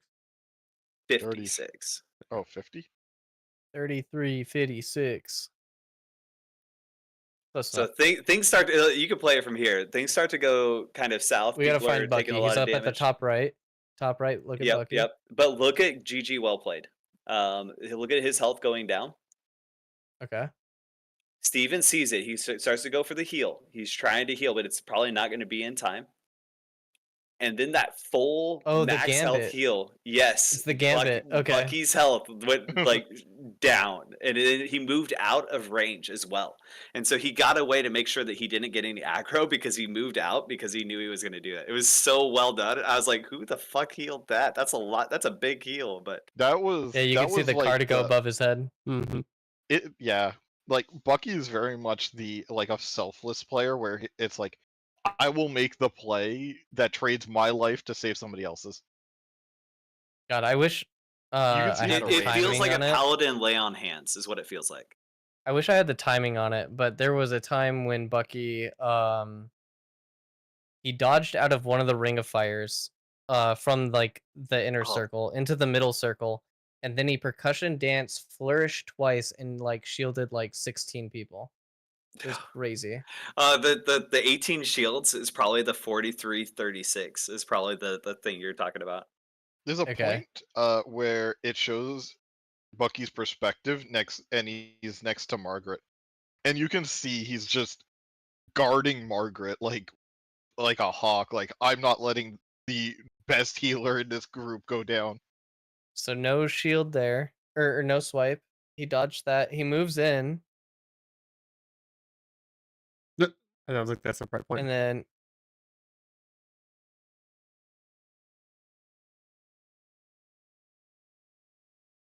let's see. I know there's some point where it switches to Bucky's view. It's 43:36, so it's coming. Just wait, it's Okay. coming. It switches back, is what it is. There it is.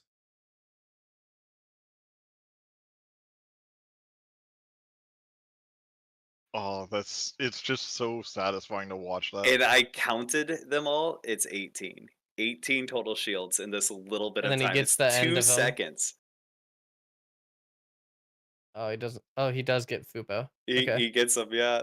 Oh, he gets all of them. Oh shit. Yeah, that's huge.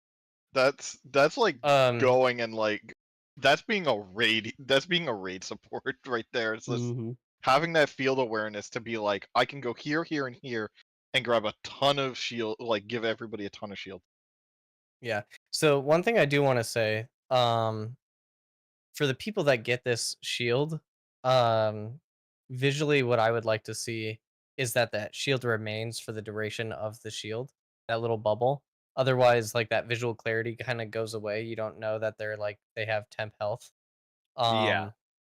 So I would like that bubble to just stay for the duration of it. It doesn't always happen with the bard. It does with like the cleric bubble. That's what you were seeing on the other person over there. But for this, like it like generates the bubble and then goes away. Like almost immediately, even though they have that extra temp health. In So the party, you can actually see it over there on that's a little blue bar on each of them. yeah, on the raid. So I would like to see that bubble on them still. I do think it's really cool with the dances that the radial thing underneath the player character is actually the range of like what can get affected by that and they kind of do that with like their little sigils or whatever. But I do like the visual clarity of being like, oh yeah, this ability goes to this range, and you have to be within that in order to get the spell that they're playing. So or the they're art team putting spent out. all. You can see that the art team spent so much time getting everything right. Yeah, and it looks great in my opinion, and it doesn't look overdone. I had some people that are like, oh, it looks too flashy, and then me and Jamie are looking at Final Fantasy and Lost Ark, and we're like, bro, this doesn't look flashy at all. Like, look. Crazy. I will dude. load up Guild Wars 2 and show you flashy. Yeah, I have literally done a world boss where I could not see the world boss. Yeah. I could see like it being flashy if this was like nighttime in a very closed space, but we're outside in a very, very large open space in the daylight, and nothing looks overly flashy to me. I can, like, if you know what the skills look like, and like to a degree, you can watch this and be like, oh, this person did this off in the background. Or yeah, like you just see a consecrating wave and another deliverance. Like you can see off. somebody else did the bard shield in the background and stuff like that. Yeah. You know, that's why it's like you can see like Bucky doing XYZ in the background, or this warrior doing this, or this fighter doing this. The tanks we did not really get to see much of. Actually, I don't think we saw anything about tanks. The other crazy thing that I like, that I really, really like, is that the AoE on the ground, it's not a red circle. Like it actually looks like the effect. And like it's still very visually clear that you can see those like red puddles on the ground without like being like, oh, is that bad for me to step in? Like, of course it's fucking bad to step in. Like no, it's just fire juice. Just drink up. Yeah. You know, this is a breath of fresh air actually hearing a DPS main say not to stand in the fire. Bro, he must have low DPS. I dodge mechanics like I dodge No, I'm not gonna say it. I was gonna say something that I said in chat earlier, but I'm not gonna say that on stream. Can you go to the big like triple circle attack? I don't know when it is in this. Are you talking about the one where Bucky dashes out of it? Yeah, like he's like going in between. Circle, circle, circle, like, and it slowly expands. Yeah, I know which one you're talking about. I love that raid mechanic. That mechanic is also like, it's one that's in Guild Wars 2 as well, and I use that because that's my best frame of reference. It's what I played recently. It also is used in Lost Ark, and the difference is like it's from a third person point of view instead of an isometric point Yeah. of view. I will say, like, While we're talking on the subject of bards and Bucky, I will tell you guys, and it's a shameless plug. Next Saturday, I'm starting to break down the bard. That's why I don't talk that There much you go. about bard because I don't understand it yet. And I'm gonna go through my breakdown of it starting next Saturday. And I think Stakino is actually gonna come on and join me for that too. So oh, let's There go. you go. Always yeah, good. yeah. Yeah, I was going to break down more of the bard stuff in this, but there is so much going on, and I was like, you know what? I think it's better if we focus mostly on the cleric and touch roughly on the bard. Yeah, and what you guys were talking about the tank, I really like. They I need to want do a showcase where they have the tank highlighted, then we need to get because Jamie in Mhm. here. the Yeah. the last tank live stream, like the showcase, only had Yeah, it five was a long time skills ago. that they were showcasing. Only five. Yeah. I And then the I was cleric talking to had the Jamie good about one that that. came after that, and so like but I also know they did three different tank showcases pretty successfully, or like that's not the word. Con- Succession. In Like succession. in in quick Yeah. succession. succession, that's the There you word. go. Successively. Successfully would not be the word to describe A some of those teacher, tank ladies and showcases. gentlemen. Yep, teacher. I Oh, teach let's art. go. I will. Um, I have a In terms question of for you tank guys. Yeah, go what's ahead. up? So we just saw Steven do the res here on Pocket. Mhm. You notice A different how pocket. yeah, different Other Pocket. pocket. Yeah. First off, great on him actually using Resplendent Beam at the one time for a no shit moment to keep somebody up. Second, you see the Yeah. mana cost of it.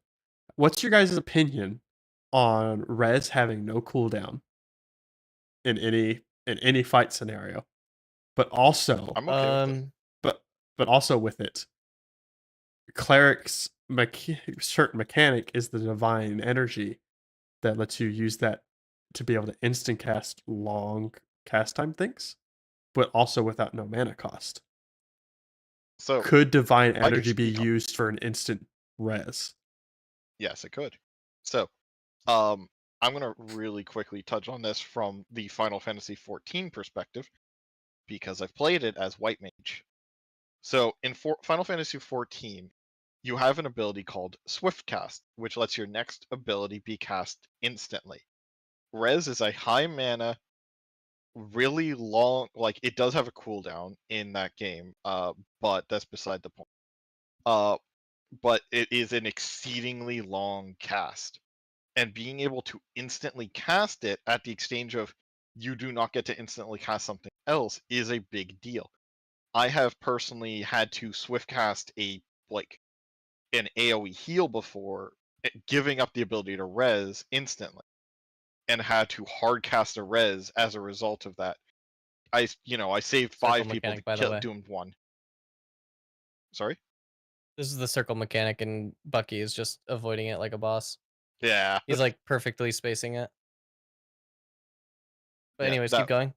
So I think if as long as the mana cost is high enough and the cast time is long enough, it's fine.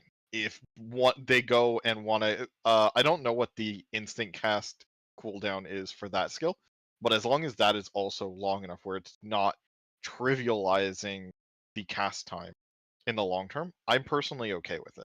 So the instant cast for cleric does not have a cooldown. It is based off how much divine energy you have. I think if you use it on res, it should instantly drain you of it.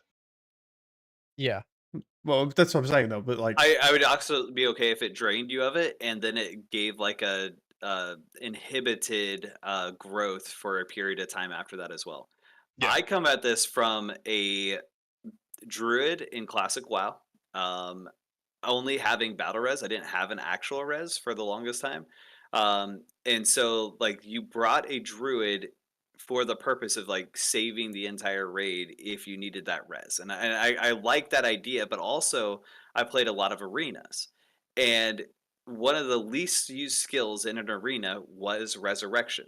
Now like it's one of like it's a 10-second cast and sometimes you got it off. most of the time you never got it off because people would interrupt you or stop the cast, and if you're in combat, you cannot do it. But there's like ways to like work it around, and if you could res your person, that becomes the win. That's the win condition on that. Mhm. And so the other thing about this particular case of them resing here, this is a PvE encounter because they have nobody else in game to give them grief. I kind of am okay with the res as it is, with no cooldown, with the mana cost, everything like that, because there's so many more variables that come into this game once the game launches. Is it with the mana cost, and it currently has no mana cost? Is that what I'm understanding? I think it's a high mana cost. Isn't it like I thought it It's a huge mana chunked cost. like Oh, 20 it like it is a 20% of huge. his Yeah. I was thinking his of something mana. else. Okay, sorry.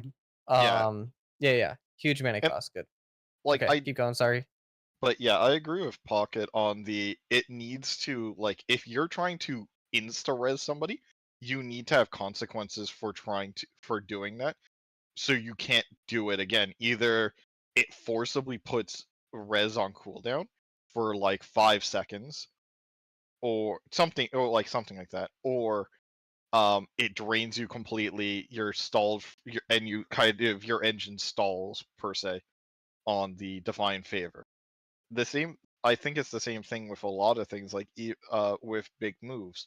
When you do a big flashy move like that where it's like you are doing a Hail Mary res, and like yeah, you could go and chain cleric reses where it's like res the cleric, res the cleric, res the cleric, burning everybody's reses to try to get people up. But you could also still be interrupted. You Yeah. could just be Mhm. stunned. Yeah, so I guess my opinion as the DPS guy that stands in fire all the time, obviously, is no, like I think one thing to really keep in consideration is there is going to be XP debt. Mhm. So even with resing, you still get XP debt.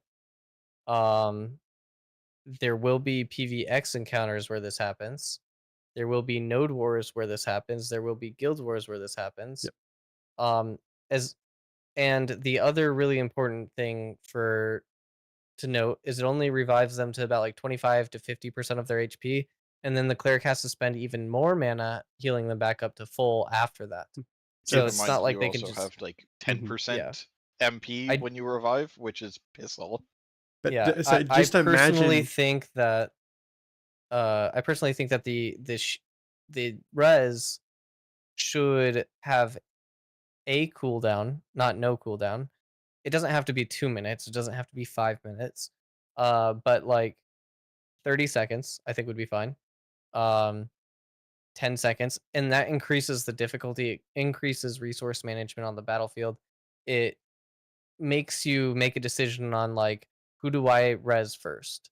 Like I think these are really important considerations, and they're not overly taxing, but they are a little taxing. That's I why I'm also want to. I want. asking about the divine favor and everything because I think and divine favor would be fine if it just completely goes down to 0 after a res, yeah. Mhm. But even in a This is PvP also really scenario. good information Yeah, Yeah, for. absolutely. because you're 'Cause trading you're you're trading your entire resource base for yes. that. Sorry, go ahead, Pocket. This is really good information for based on what Lloyd said or whoever Aura said that coming back at a 20% mana or 10% mana. Um, at 3251, a mana potion was used by Steven. You'll notice that it puts both the health potion and the mana potion on cooldown for 30 seconds. Yeah. I was curious if this locks out other like non-resource potions, like because we have alchemy coming in. I'm curious if any potion costs that 30 seconds cooldown. But I would that assume any consumable like All food right. or anything like that would So also go on that global cooldown. potions. Okay, we already have the information for this. So potions, yes, they do okay. have Okay. the 30-second cooldown. However, potions have tiers, and every tier has its Oh own yeah. separate cooldown. He is right by saying this, yeah. But I am a that's huge alchemist. I've studied so much about everything that we know to alchemy right now. hi, welcome to our alchemy crafter. Exactly.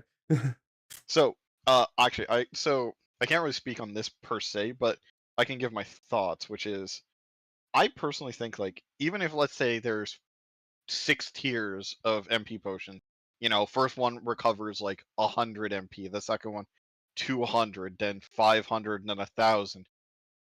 If you put all of those on cooldown, you are like just to recover your MP to stay in the fight or to rejoin the fight, you are still putting yourself at a disadvantage in the long term because for the sake of conversation, Korean reses pockets a DPS in this case, or actually Korean resurrects Lloyd, the actual DPS, and Lloyd goes just busts all his mana potions open. He's back to full mana, and he gets spiked down because he's only at 50% HP and he has no way to chug an HP potion. He's still you're still vulnerable. You're still yes, you have your tools back, but until you are back to stable, which is nothing's on your big MP potions aren't on cooldown, your HP potions aren't on cooldown, and the healer's not basically spending every action trying to keep you from dying, you are a danger to yourself existing because you are a target, you are vulnerable. Not to mention the XP debt, the stat drain is all going to impact you. Mhm. Will they have rejuvenation potions? Is it Diablo that has the purple one, or is it WoW? That does So both? the only two potions we have seen right now are just the healing and the mana potion. We have not seen Okay. any other potions. We have not seen any flasks. We've not seen actually. I don't think we've seen any other consumables really, other than food. Okay. I don't think we've seen much from any crafting system, to be honest with you. So that's why A2 can't come fast enough, because there will be a lot of certain crafting stuff in there that I'm really excited to play around with. So yeah, it's really hard to speculate on what could be in there. Literally anything could be in there.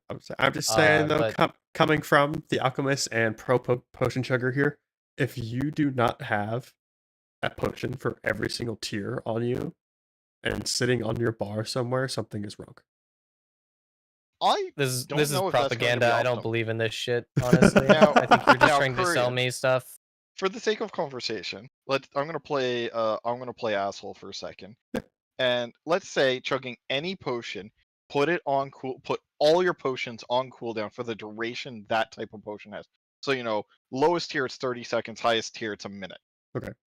And I chug the lowest tier, everything from tier 1 to tier 7 are all on cooldown for that 30 seconds. Okay. I You're would taking prefer the that. highest tier only. No. I would not know. That is another potion we have seen. We've seen the fire potion. Huh. But for the incendiary one. They did get Oh. rid of potion launchers though, so does that exist? I don't That's think before my starting I would to say join I the don't think we've research. seen any potions other than healing and mana since the Unreal update. They might actually Yeah. show it in the because this one was in the art showcase, and so we might Oh, maybe we haven't seen it in game. that's hella theory crafting is what that Yeah. is. That's But what that is. it could just now be a fire resist potion where Mhm. now you resist elemental damage or whatever. I will tell you, this one actually looks like a fucking grenade on top. It has the little everything about it looks like it's an offensive potion. So to answer your question, Nemesis potion launchers were completely wiped from the game, even with the ship-based weapons and stuff like that, unconventional cannons and whatnot. So I think they're completely trying to rework what arcane engineering might be, and I think it's going to be in phase 1, so we might be able to see some of arcane engineering there. But yeah, as far as we're aware, potion launchers are completely gone from the game, even the naval system. or to answer your question about potion tiers and stuff, even if if you're drinking a tier 1, we'll put it on a 30-second cooldown, but drinking a tier 7, we'll put it on a 1-minute cooldown. I will still take the lower tier potions because you're not always going to need the higher tier potion. I If wouldn't you put want them to, up necessarily on my bar though. I might just go and open my inventory really quick to. I mean, okay, on your bar might be a little too far, but you know what I mean. Sounds Yeah, like have you're them not a on you. min maxer, is what it sounds like to me. Exactly. No, not at all. I will freely admit I click my skills, but I have out DPS the benchmark before, so come at me. Yeah, I think the only I skills was on my talking bar about that I've taking the ever lower clicked tier is potions. The like lower That tier is potions still are also min-maxing. cheaper. Yeah, don't forget, like, if you're going out exploring and, like, let's say the four of us are out in in a party, just exploring, looking for something to do. We end up in a fight. Why? And we just finished the fight. Why it's like, oh, I'm only a little bit down MP, but I see we're about to go and have to engage some mobs. You're not going to chug your highest tier. You're going to chug the low tier one to kind of top yourself off before we go and do the next engagement. yeah, because then I have otherwise like it's a waste of gold efficiency. Yeah, that So, makes sense. certain general growth potions, they said that they didn't really want any XP boosting things in the game until much, much later. So I would expect to see after launch, maybe after a year or something, you may see them implemented, but they didn't want them at all at the beginning of the game. Yeah, even if they do implement growth potions, I think like you have to at least Like have a legendary character max. at level 50. Yeah, Yeah, like you legendary gotta have it at material least that level character. 50 to give it to like another character that you have for your alt It or might be a something. 'Cause crafting, like a max level crafting thing. So it's like either you have to know somebody who can max tier craft it, or be able to I craft really it don't yourself. want it because like if what that Oh, I that don't just either. gives RMTers a way to like like level boost people, and yeah, that's stupid. No, I don't want that. Korean's pointing at himself, being like, "I'm going to be the max tier potion guy." Like, calm down, calm down. Yeah, We know what you're I'll planning on doing. I actually will throw a fit if they have growth potions or XP potions. Actually, now that I think about it, I don't want them. I've played enough like Mhm. free to play MMOs where you log in and they're like, "Here's an XP buff. Here's an XP buff. Here's an XP," and I'm like, it's "So awful. what you're telling me is you've already failed at the game." I would I'm gonna take be. this to a quick little tangent because it really pisses me the fuck off. Yeah, go ahead.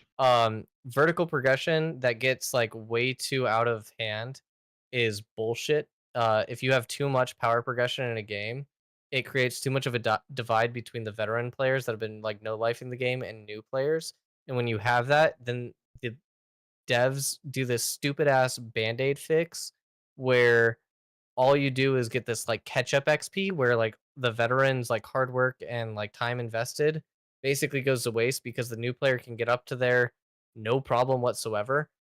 I just think like if you just have power progression like slowly dip off so that even new players can catch up with like veteran players without entering all these like bullshit band-aid fixes. Wow, Lost Ark, I'm looking at you. Um I just think it's bad design and they're only doing it to keep a player base. Yeah, I do like Guild Wars 2's like horizontal progression, where it's like you just unlock more stat combinations and things like that, or you get legendary gear where you can freely change your stats on the fly, stuff like that. Um, but even just adding to like changing it to a slight vertical progression, where it's like it's like as time goes on, it's not major jumps in power, where it's like but it is like going and slowly increasing your bis, and you know, it's like, Mhm. okay, I went this patch. It gave we had our heroics +1, and next patch is heroics +2, and you get literally one more stat in every category, and that's it.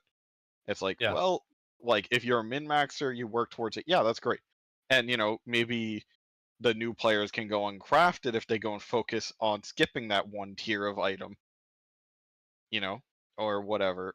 But that's up to them, and that Mhm. becomes like a path distance. Obviously, that was an extreme example, but Yeah, that's yeah. I just mean, I think gear should matter, but like the scaling on it that I've seen in other games is just bullshit because it like makes them super powerful, and then it makes the next expansion or whatever just makes all of that gear worthless, and then you have to just get that gear, and that's bis now, and it's bis by like 100 item level. It's like bullshit. Fuck that. well, yeah. In Final Fantasy 14, it's like every new expansion you gain 10 levels, and it's like maybe I don't want to farm 10 more levels and have like whole new skills to learn and redistribute and figure out if they like how to make them work. It's like maybe I just want to buff my current skills. Oh, Cert and Jan, no, I don't want to solo Firebrand at level 40, and I think if you do, you're farming mats. I don't think the mats or anything should drop. I don't think you should gain XP from. I Mhm. don't think I if Maybe you're they could participating in drop, that, but it they doesn't. shouldn't be valuable at that point, I would well, think. Yeah. well, Well, I but would it is valuable for alts. I will Yeah. You know what say I mean? like when it comes to like something like let's just look at Firebrand for now. Um, it's level 25. So let's say for the sake of conversation, you get to level 40 and you go to fight it. If you bring a team of 8, you should still wipe. But if you bring a team of 16, maybe you can just do it. So it's less people. You can bring less people because you are a stronger adventurer, you are a stronger group, but it should never be a full raid, should never ever be like replacing um like just be replaced by a party at much higher levels. Should still require you to bring like a second party or even a third party. So, really quick, querying, we have about 10 minutes left, right? We can go over. It doesn't matter to me. Okay. There's no time limit. We just kind of like figured 2 hours was So- like the minimum. We've gone over everything that I've put in the thing except for one thing. And it's I talking saw about you the highlight types it. of healers. I saw you highlight it. And Zillin came into my stream when I was talking about clerics, or came in somewhere. I was talking with Zillin somewhere, and he apparently had put out an early YouTube video about healers, and it said there were 5 different types of healers. But I asked him to send me the video, but he's already taken it off the VOD because he didn't get very many views on it. But Zillin has somewhere in the depths of his storage stuff, he has a video about healers that I didn't get a chance to watch, and I'm really curious about it. But one thing that I noticed specifically, like when he got to the raid portion of this, you're gonna want like main tank healers, and you're gonna want like party healers. Once like druids in TBC got TBC or Wrath, once they got wild growth, they became the raid healers, right? Paladins, holy paladins were always the main tank healers because they had the big heals, the single target big heals there. And so like I'm curious about the way that the other archetypes in this game are going to affect what the like, because cleric is going to be the main healer, right? So And then I'm curious how the archetypes will affect, and maybe like to give we already thinking in see WoW terms. Go ahead. so we already see this happening because back during the Noteboard stream when we were talking to the The other tank clerics. healers, the melee clerics, right? Yeah, we had the tank healer, like a tanky healer up front focusing on AoE heals and stuff. While Chibi, for example, she was a clothy focusing more on the range single target heals. We already see that happening be within the talent choices that they're being forced to take or choosing to take. People will be able to Yeah. specialize that way already. And then augments, I think, are going to just make that even more so. My hope I agree. is that they get something like, so I really like how WoW did healers, because they have so many different variants and different variations that each healer felt like. Some were obviously like paladin's always stronger than everything else, but like some had special like areas that they really excelled in. And so I hope that the healers, like I hope that each one, there's not like a main one that everybody kind of sticks to. I hope that it kind of has that variance in it. But So in smaller groups, you will see a lot more single target healers. Like, but then once you start getting into like large, like 2-3 party group comps and stuff, you will start seeing clerics focus more on the AoE side of things. I think it is completely dependent on what you're doing. And I know we're not able to change our augments or our archetype on the fly, but I believe we were able to change our talent system, our talents on the fly. No, you can't even change your talents on the fly. Not on the fly, but you would be able to go to a node. Let's say Yeah, in a so node like you can you're change near a it, node. but it doesn't take an hour like the archetype does. That's what I'm saying. Well, I mean, it's a Your big augment. fucking map. It might take you an hour to get to your node and back to where Like, the yeah, fuck if you're you in the wanna middle go. of bumfuck nowhere, like then it's you know, just you're screwed because it's like, Well, well, it's like it 30 doesn't have to minutes be to the your nearest. node to be fair. It could Yeah, be any node. but if you're in the middle, like between like 4 different nodes, all of them 30 minutes to go to them, you're just kind of screwed. So it's like you just kind of deal. Which is, I said this during, I believe it was Jamie's stream in chat. I was mentioning how a lot of people are going to play generalist builds, where it's like you are doing things as middle of the road as possible. So you kind of like heal a little bit, you tank a little bit, you DPS a little bit, or Hybrids. like you could, yeah, you're going to Mhm. play like the most middle of the road, kind of do a bit of everything you can. So like a bard might be spec to be like slightly more DPS oriented, or more into the buffing, or more Mhm. into healing, like depending on what the group is. But when you're out and about on your own, you're going to have decently high DPS. Heals and buffing are going to be slightly on the back burner. So I know it's talking to Life and Stuffs and thereafter. We during the AMA, the content creator AMA, um, there was a question asked about changing archetypes, and we know that Steven said that he wanted that to at least like take like an hour of your time to be able to change your archetype. They never said Yeah, anything you'd about have to do a talents, which is why I you was would have to curious. do a quest to do the archetype change. Yep. Um, as of right now, Steven, yeah, Steven doesn't like changing talents on the fly.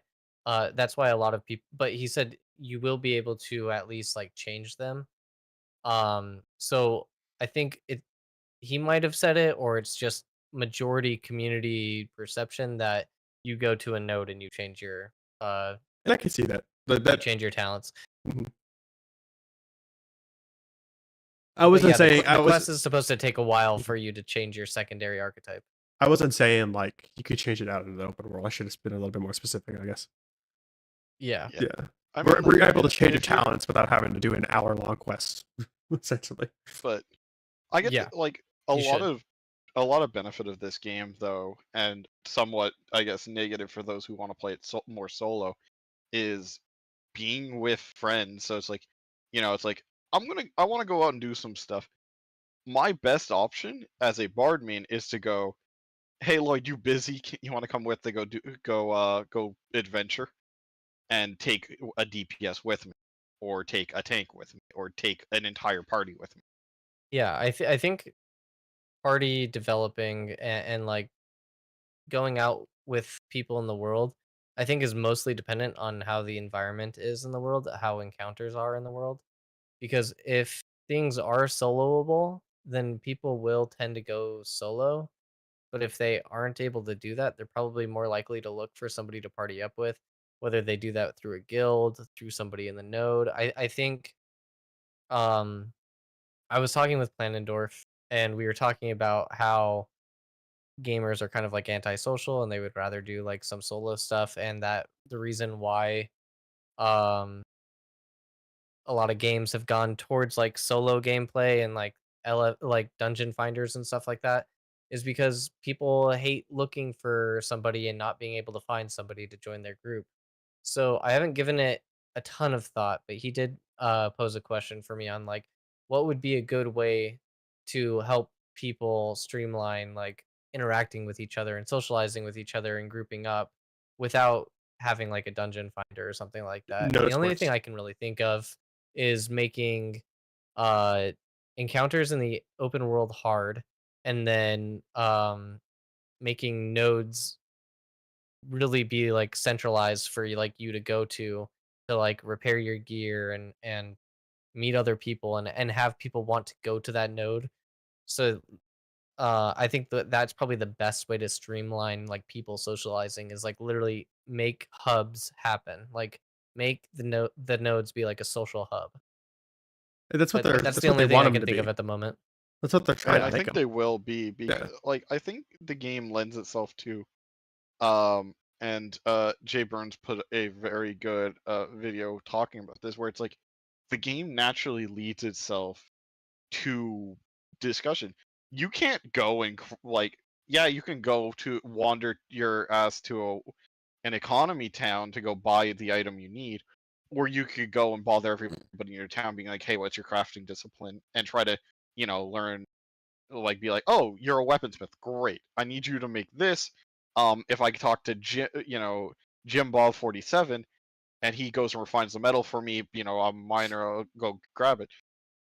Can you make this weapon?" He'd be like, "Yeah, sure. As long as you supply the materials, I'll do it for a small fee of 100 gold or 100 Or you coins or just tip whatever." them or something like that. Yeah. Yeah. Yeah. And it's like, maybe you're a weaponsmith or whatever, and you're like, "Oh dang, I really need to go out to go get this material for enhancing."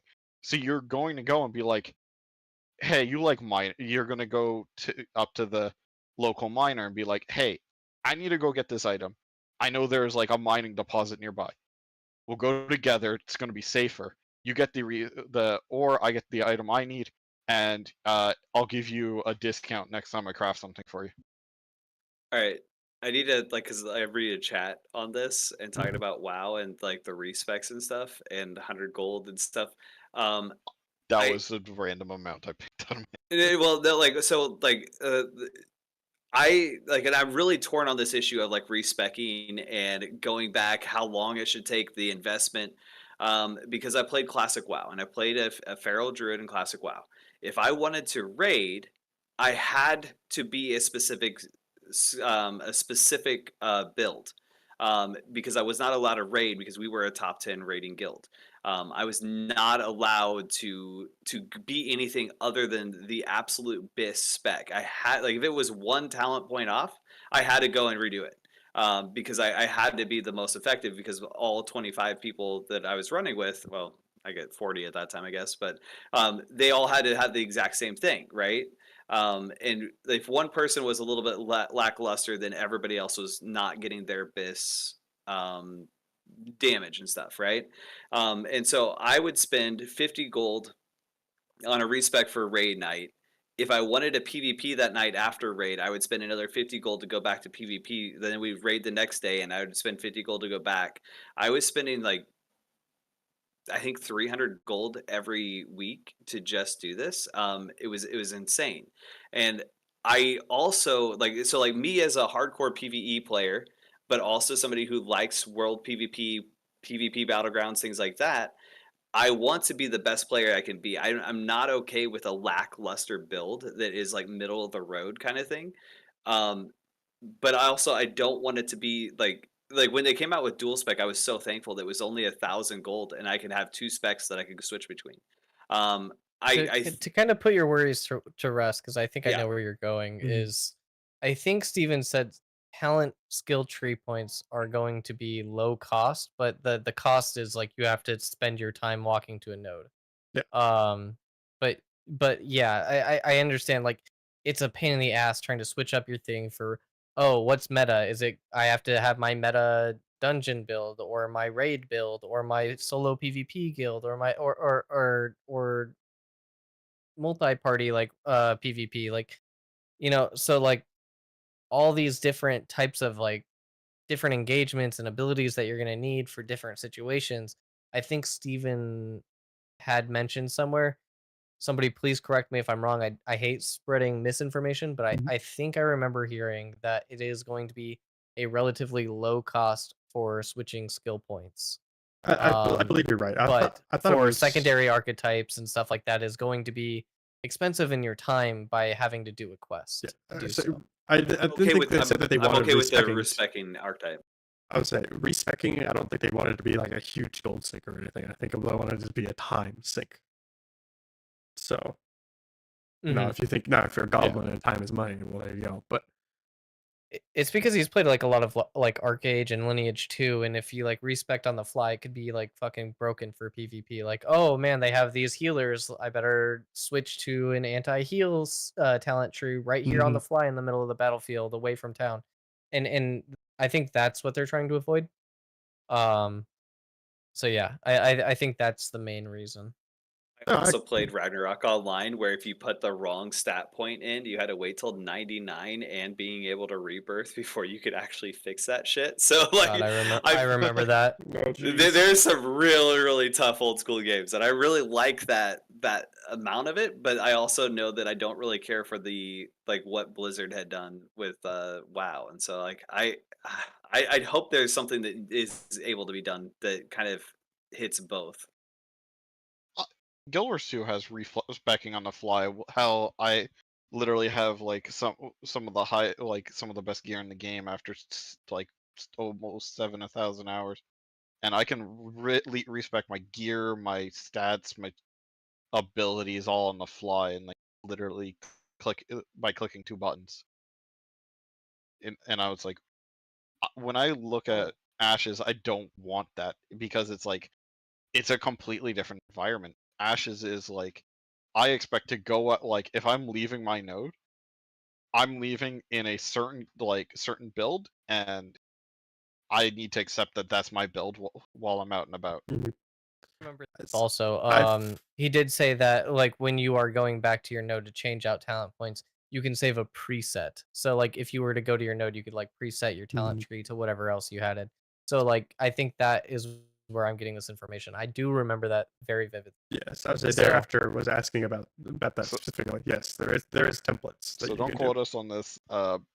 This is our like vague memory of probably a stream that's like 2 years old. Mhm. Like No, it was like this year. I think it was during one of I think it was during the CC AMA. a Content lot creator of AMA. this stuff is doing the content creator AMA. They asked a lot of great questions. Yeah. But always double check your research. Don't just trust anybody's word blindly. Wiki. Yes, please especially correct the me if wiki. I'm fucking wrong. When Alpha 2 goes live and we know more, obviously the wiki will be updated with accurate information. Life and If you stuff find we out don't I'm wrong, let me have. know too, because I want to research it and figure out how to fix it. So Life and stuff we do not know a number of how many you get, but all we know is that there are some.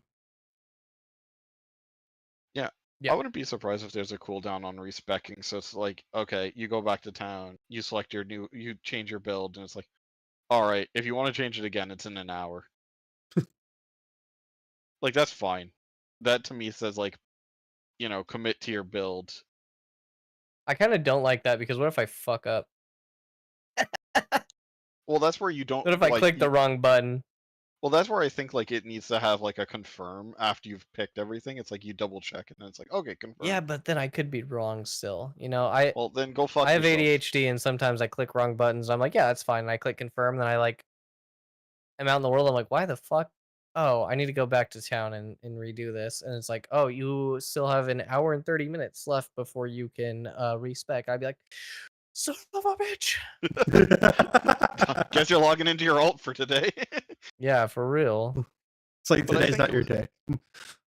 I don't know if a cooldown's is the greatest. It would depend. If it's like switching between presets, yeah, okay, that's fair. If it's just like when you're like setting up a preset should be fine, or doing it generically, you should be able to like do it as many times as you want, like change it.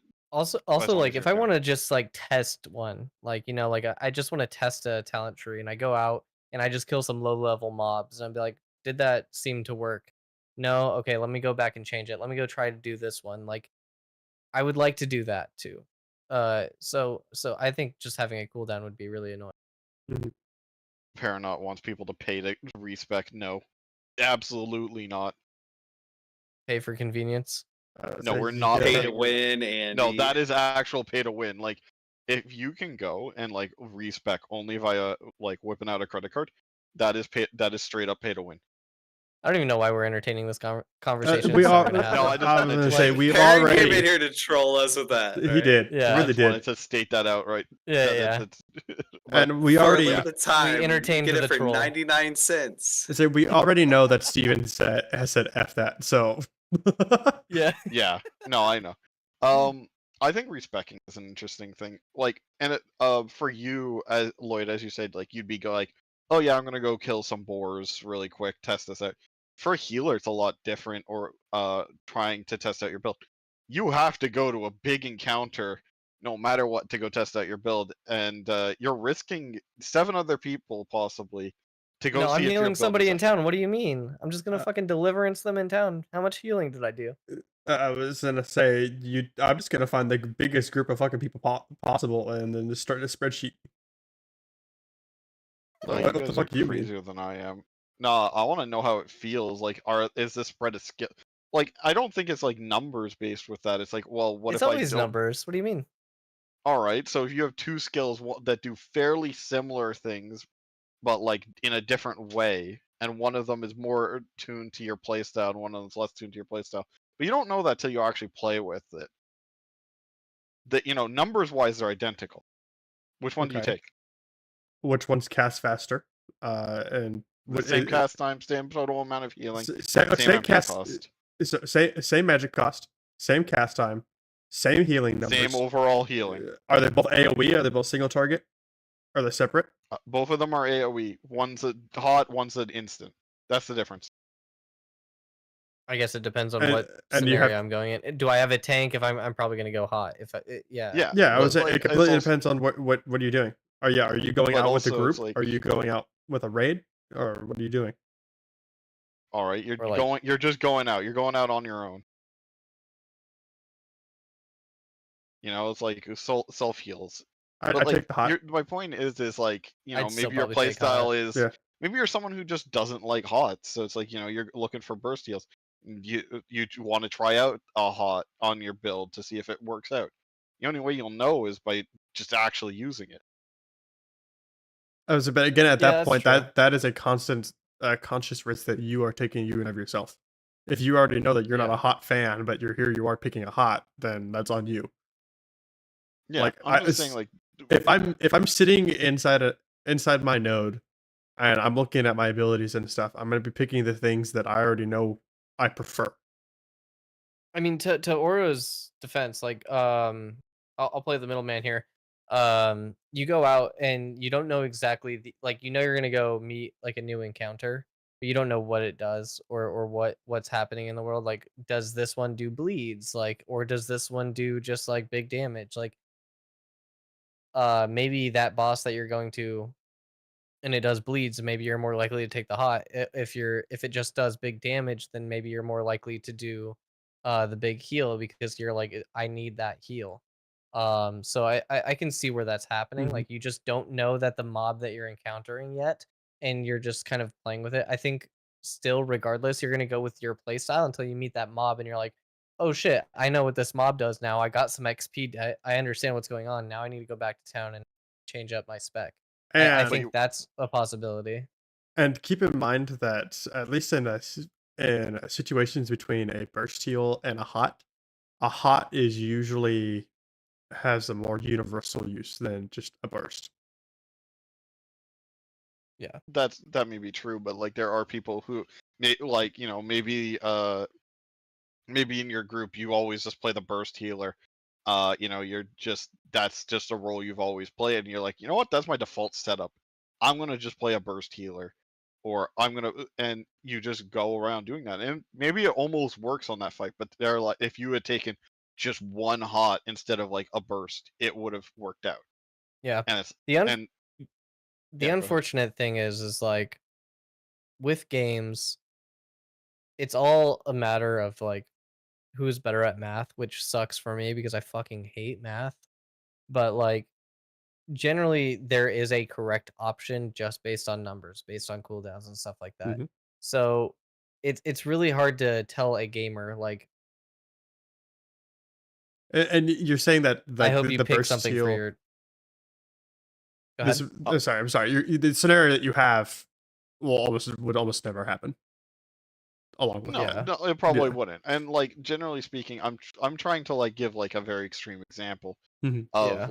like when it comes down to it, it's like, for a bard, you're gonna play a buffer or healer or somewhere in the middle or whatever.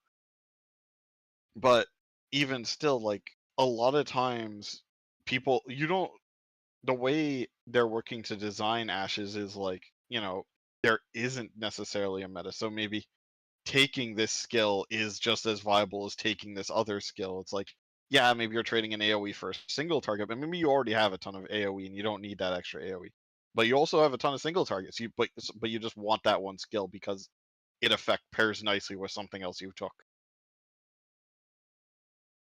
I think that you're going to want to have like the same way that you have like a main tank healer, you have the raid healer, like even like I'm thinking more of like PvP interactions. Like even if you're more of a hot person, or let's say you're more of a, like just a burst healer, they're gonna have their own play style and they're gonna have their own purpose. Even in like PvP, there's encounters that are completely different because you don't know who they're gonna target, you don't know who's the force target, And I think that you're gonna be able to uh, basically play your play style, and all of it will be viable.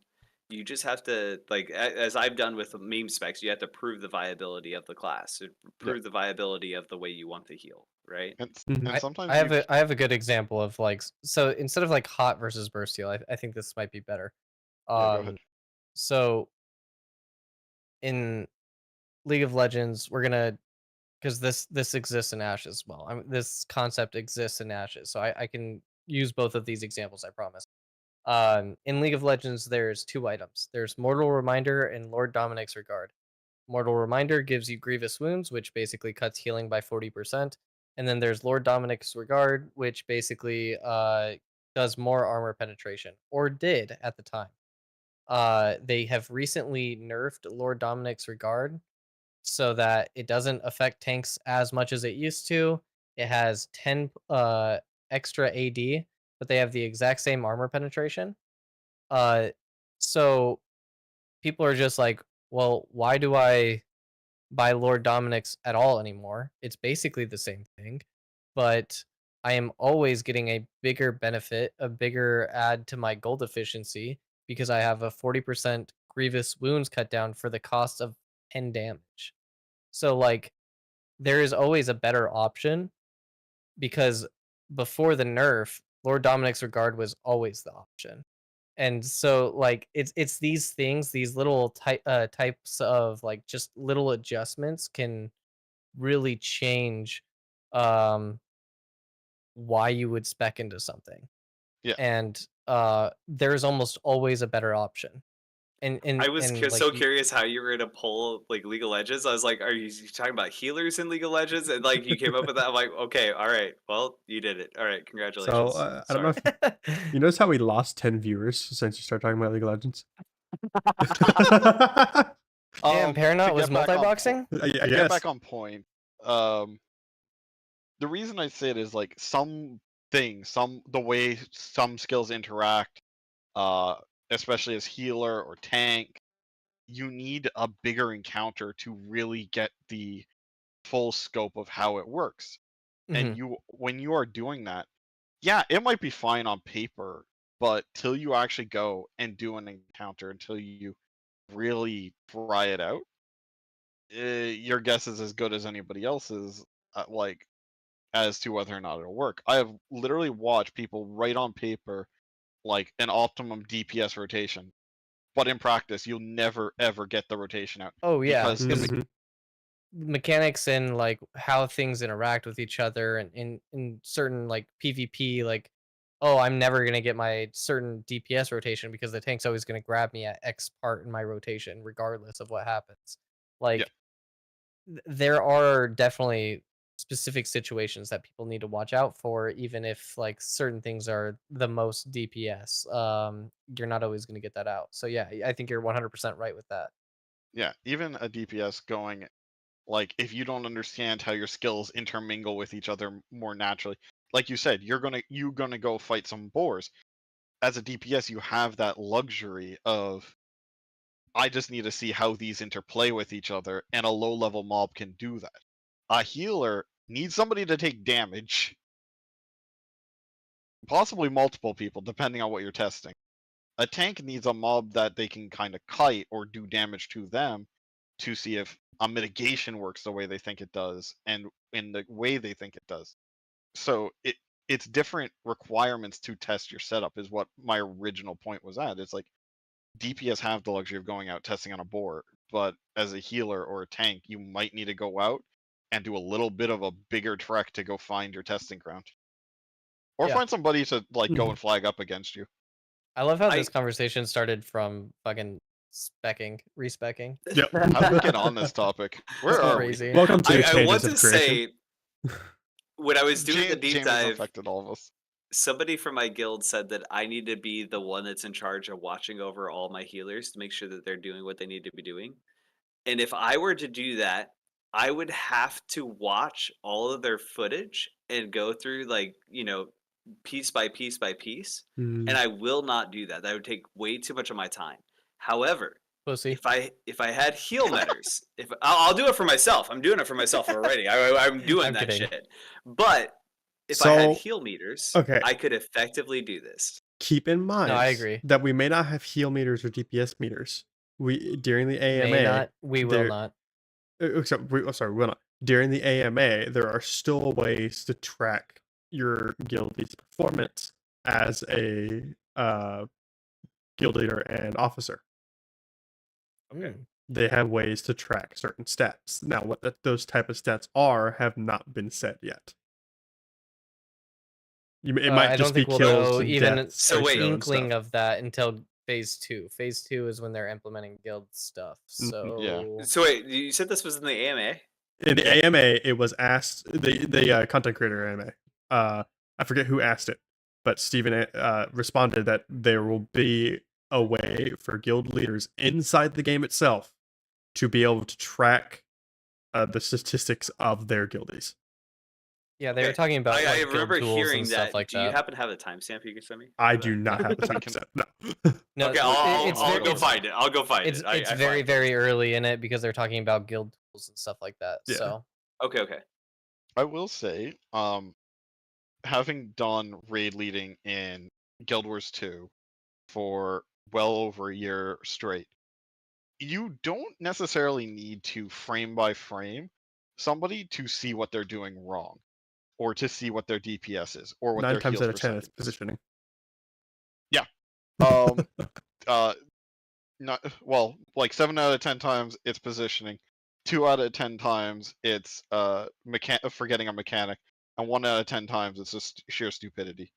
I really luck. like Warcraft logs because you get both the damage meters, heal meters, and you get the visual. You could see where their little icon was and watch it. I need throughout the to show time. you. I'll watched show that you so a many Guild times. Wars 2 DPS log later. It's I do fucking not insane. want Ashes to have a locking system like WoW locks. No, I don't either. It can't really like there's something like Warcraft logs that can happen for that like because every server is going to be completely different. There's no like I I had know, a but point. it Let was me just get kind of back. like a okay Yeah. generic. Yeah. Let me get back to my point. So, but like when you are a raid leader and you're going and watching and trying to analyze your group, look for improvements, you typically know what skills they're doing. You can see where their positioning is. Like even in this raid, you can see who's messing up the mechanics, who's underutilizing certain skills, things like that, just from watching it. Because you can, like, without slow mowing it, just in real time, and you can do that as a raid leader in real time.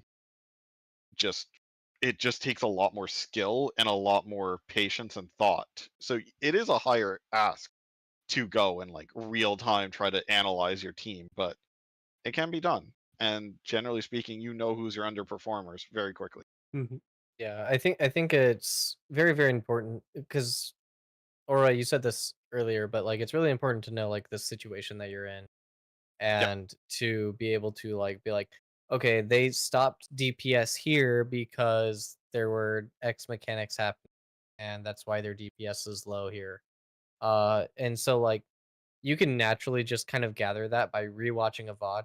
And I think a lot of uh like pros in like World of Warcraft or League or Valorant even, like they go back and rewatch their VODs of like, where was my cursor at? Like where was my mouse placement? Where was my attention at this moment? And they go back and they like fix those types of mistakes. They don't fix like, oh fuck, I misclicked. Whoops. Like next time just don't misclick. Like that they don't really focus on like those types of things or like where they are in their rotation or something. They're like, Yeah. what did I miss in that moment that I could have, you know, if I was more aware, what could I have done? And Absolutely. I think those are mostly what you review in VOD reviews. Um, It's the but same for in the like fighting game. meters and shit like that, it's more like, okay, did I just do my shit correctly? Like, Yeah. you should already know your rotation or your best damage output rotation or pattern or whatever. Because You should know how to heal. Like, you Ashes should know isn't if you're gonna have taking like a damage. full on rotation. It's gonna be more skill reactive based, or like you're gonna have your like damage patterns, but you're not gonna have like your full ass rotation.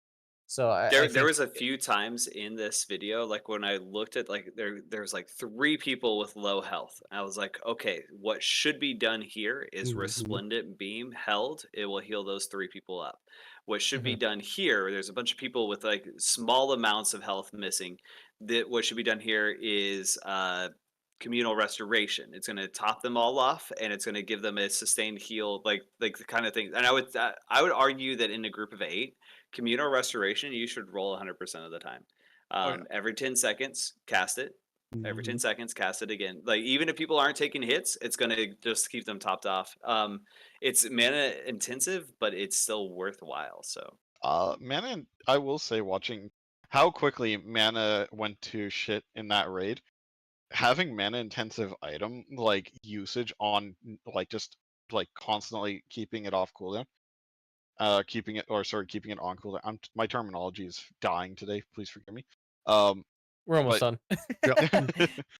um, I don't think that's necessarily a good idea. I think it can be in the right circumstances, but uh, I'm not like I watched like Steven go from full MP to like 0 very, very quickly, trying to just doing like 2 battle reses. Battle res is supposed yeah. to be super mana So, intensive like that, but yeah. as of the Cleric live stream, the showcase, communal restoration costs 10 mana.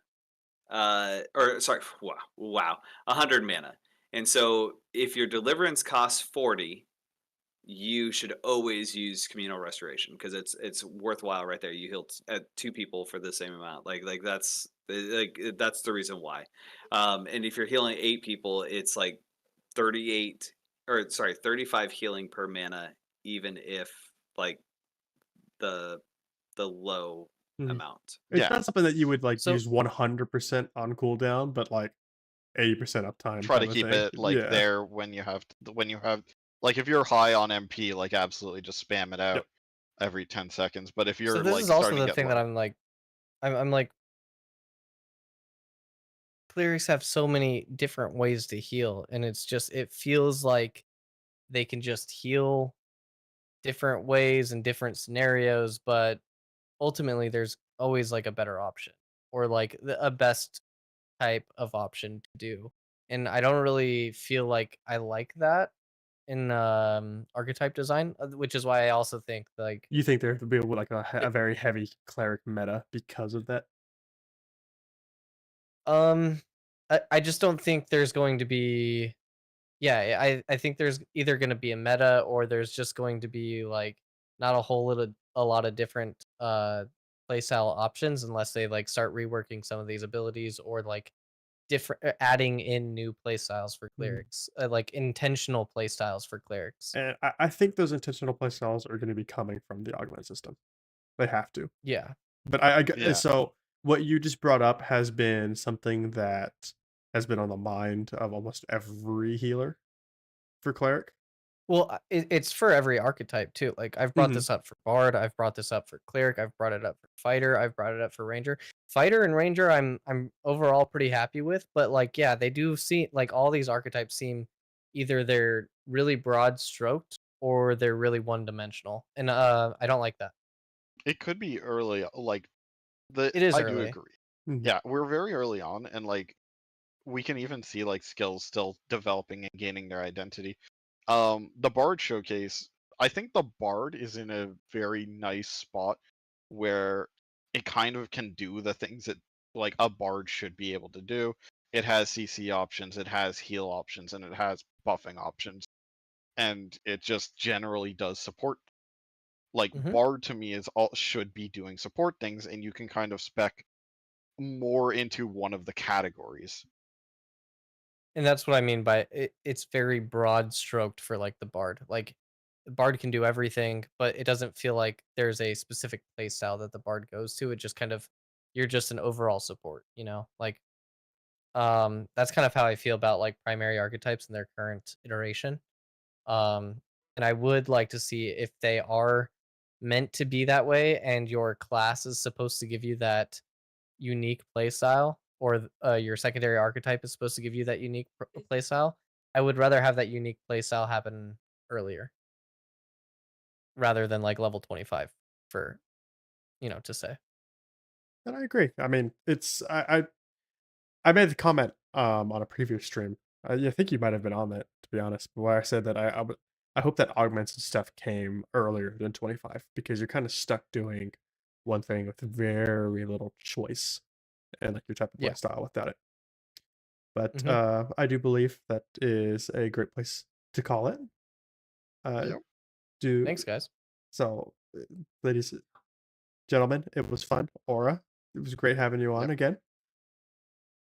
Do you guys want to take a couple moments real quick to shout out your channels and any other closing thoughts? You guys Yep. first. And so we'll start with pockets and go down. Okay. Um, Pockets art just about everywhere. I have it. I couldn't get pockets everywhere, and so I got pockets art. But I'm on Twitch. I do streams every Saturday, Saturday morning. So grab your coffee and come in. I do these breakdowns. I know that once Alpha 2 comes out, I'll be doing gameplay on the weekends and then doing that sometime during the day, but I haven't figured that out yet. I'm gonna PK him on stream.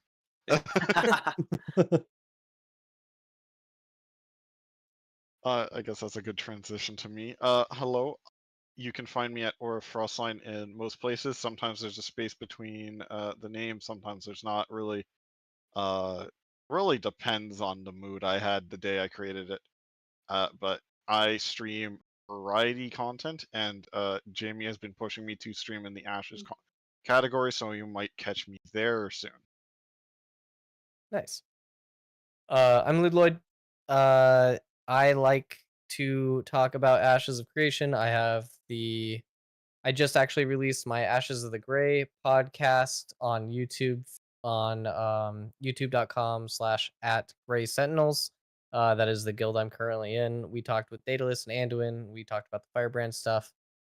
Um, I plan to play a lot in A2. I plan to test a lot in A2, probably with these guys. Yeah. So I will be doing a bunch of stuff, and I will be streaming and doing the VOD reviewing as Pockets is also going to be doing, probably with a different archetype. But yeah, I think for the most part, that's it. I'm Ludloyd at everything, so find me there. Alrighty, well, it was great having you guys on. We'll have to do this again Thank you for sometime. having us, And and also taking the time to actually organize this, I say because none of us were gonna do it hopefully next time I won't have audio issues for the first like for like the 20, first 30 like minutes. half hour. Yeah, because that was fun. I went through so many system settings that are not fun, but I hope we can get Jamie for a tank show, like tank summit next time. so I, Oh, honestly, I that would would be definitely fun. like that, but honestly, there's not a lot of information on it. I Like was- I I have hope- some yeah. stuff. I have some stuff, October. but October. let's say I hope to Chill. see in the October. near future a tank and cleric showcase, maybe combined into one thing, just to kind of like show what they've been working on and updating. I hope to see that. see, I don't even need a tank showcase because I feel like we have too many of them. I want to see them. I want to see them just play that as an option. Then I can break it down and see what I need to see. You just But want tank gameplay. yes, I Yeah. do. Okay. Yeah, just put Bucky on a tank and show his gameplay. There you go. Yes, Yeah. yes. Please put Bucky on it. But chances are next live stream, we might have another one of these. We might not. That way we don't commit to anything. But we did enjoy making this, so you might see this again. Had a lot of fun. Yeah. Yes, we did. Alrighty. All right. Why don't we let Corinne end his stream now? I was gonna say, y'all ended it perfectly for me. I'm just looking at who we're gonna go say hello to. I think the only one in the Ashes channel right now is Turgo. Yeah, I Yeah. think it's only Turgo. Ludulu is doing Genshin, but yeah. I mean, y'all, your picks. I'm good with Terrago. I like Tergo. I like Turgo. Yeah, so I don't know enough people in this community yet. He was also in here saying He hi to was, us yeah. before he started to stream. So. Yeah. Let's go. Yeah, so let's go say head on over, say hello to Turgo. But everyone, you guys have a good rest of your night, and just see you next Good time. night. Thank you for watching. Hope you enjoyed our showcase, Love you. showcase, our summit. Oh, you know what? Perfect. Nobody will ever know. Yeah, you should be good to go.